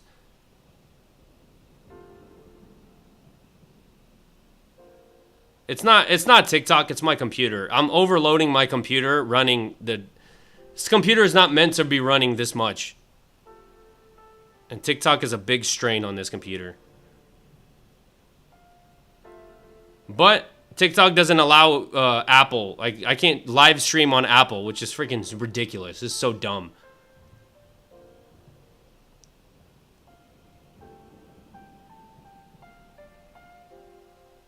Yeah, I'm probably gonna...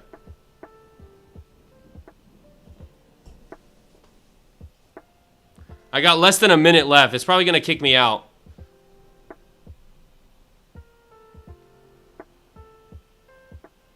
And then my trade is also...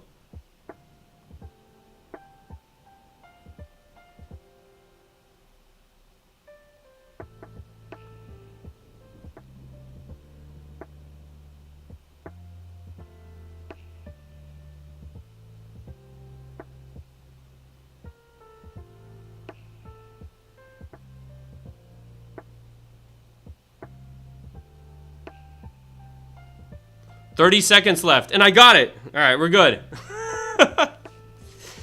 Oh my god. I need to get a better computer. All right, we're good. We're good. Everything's...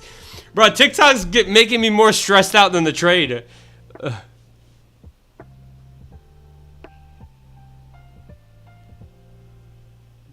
So relax, amigo. You can't relax. You can't relax. When I'm in a trade and TikTok's being... Not TikTok, it's my computer. I'm not going to bash TikTok. We're good, though. You know what it is, though? It's... I have a good computer, an Apple computer, but I can't live stream using Apple on TikTok Studio. So, I have to use my laptop to live stream on TikTok.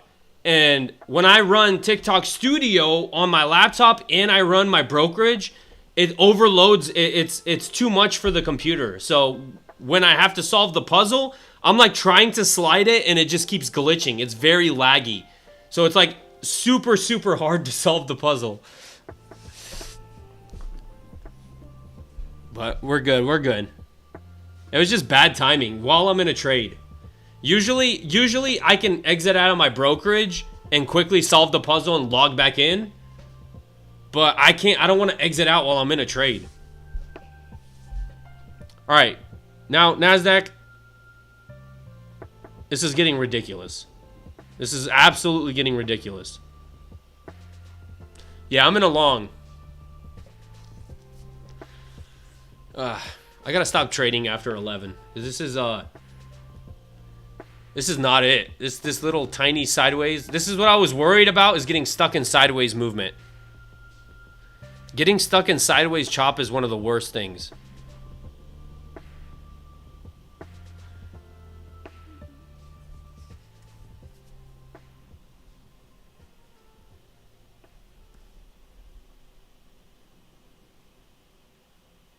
Go, go, go. Like, you can see based on price action that buyers, like, it wants to go up, but just like, bruh, it's not having the momentum it needs. It's going to sell, sorry. I hope you're wrong. It's possible. I mean, everything's possible. It's... Like I said, if buyers... The smart thing for me to do would be get out at break even right now.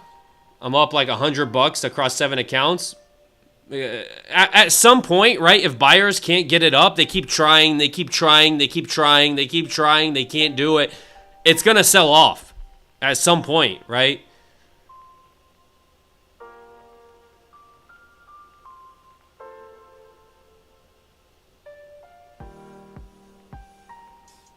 I'm willing to hold it. I'm willing to take the loss. So it's like, that's why I'm holding. Now my TP is getting close to that 200. I don't like that, but...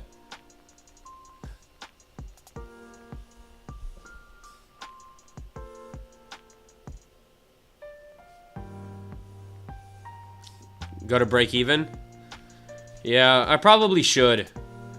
Alright, I'll move it to break even. At this point, if it pulls back, right, it could break down below these lows and it could start dropping. So at this point, the smart thing to do, I'm moving it to break even. I'm up 130. If it fails to break this high right now, and it starts dumping below, if it goes below this low, it's probably going to go for those lows.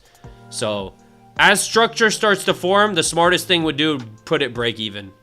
So now it's about to take out this high. If it takes out this high and starts dumping, I don't want to be in the trade. I need it to break out and really start ripping. All right, there it goes.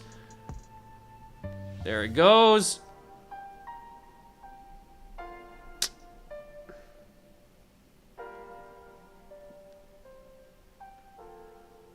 Take some profit. Probably should. I'll just keep it at break even. It is what it is. I want full profit. If it doesn't give me full profit, I'm fine with a break even trade. It's just not the momentum that I wanted. It'll maybe work out, but there's not enough buying pressure. It's 12 o'clock. Actually, it's almost 1 o'clock. Holy crap. So buying pressure just isn't there. It's just chop. I'm not trading chop. So either we get this breakout and it starts ripping, or it's a risk-free trade, which is awesome, right? To be in a trade and being able to make 400 bucks, either I make 400 bucks or I don't lose anything, or I'm break even. So looks like I'm gonna get stopped out at break even.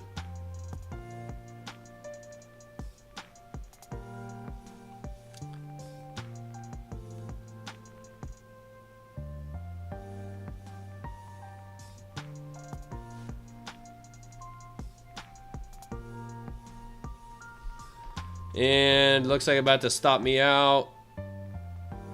And there's the stop out. Bummer.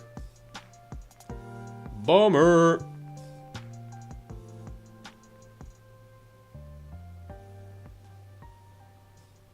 All right. Oh, crap.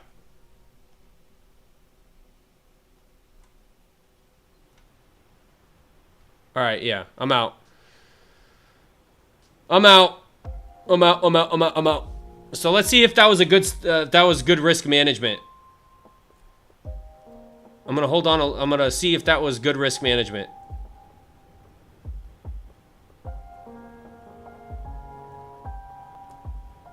Sucks, man. Oh, $6 in profit. Woo! $6 across 7 accounts. Guac, baby. I'm green.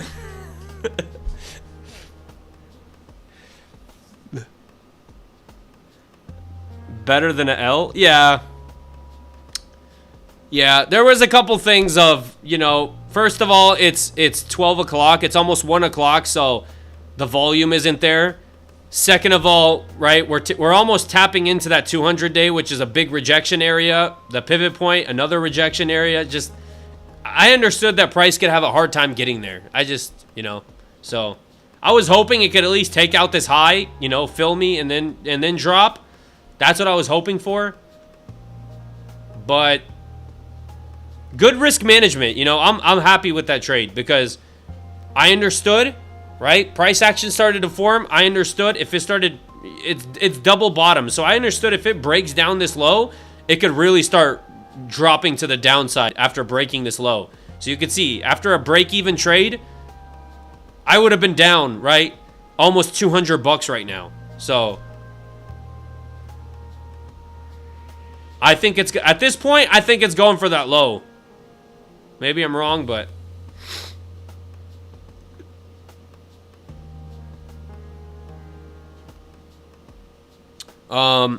you can also put your resistance a little higher when the tips start touching. Yeah, well, my take profit was there because of this 200 day, because of all this resistance up here, because all of this area right here. I understand it can have a hard time getting through there, especially during a time like this where there's not a lot of volume. Very high likelihood it could reject, but I was hoping for it to kind of, tap me and then I was hoping for it to take out this high, which it didn't. But yeah, I'm off. I'm no more trades for me today. I'm done. It's already 1 o'clock. I gotta go eat and I gotta go get to work. If this was 10 o'clock, I would have probably I would have not been break even, right? If there was more volume in this, my stop would have been the lows, take profit. I mean, I probably would have kept it, right? I wouldn't have had a break even stop because there would have been more volatility. It probably would have got to my TP if it was 10 o'clock, but who knows? I mean, but yeah, I'm done. Hopefully tomorrow, if this same setup happens tomorrow at 10 a.m. and a good setup, right? It is a good setup. It looked like it really wanted to get there, just didn't have the momentum to get there. So, it's fine, right? $6 across 7 accounts. Yeah, baby. All right, yeah, so I'm done for the day. I'm not even gonna hop on after lunch. I'm done. I'm gonna wait till tomorrow. Come back tomorrow, AM session. Hopefully we get good. Today wasn't bad price action. I'm not gonna lie. It wasn't bad. So it wasn't horrible. I mean, we did get a little chop after that move, but we got to pull back eventually. But yeah, that's that. All right, peace out. I'll be back tomorrow, 9:30. So if you want to stop by, I'll be here. And till next time, have a good day. Peace out. See you tomorrow.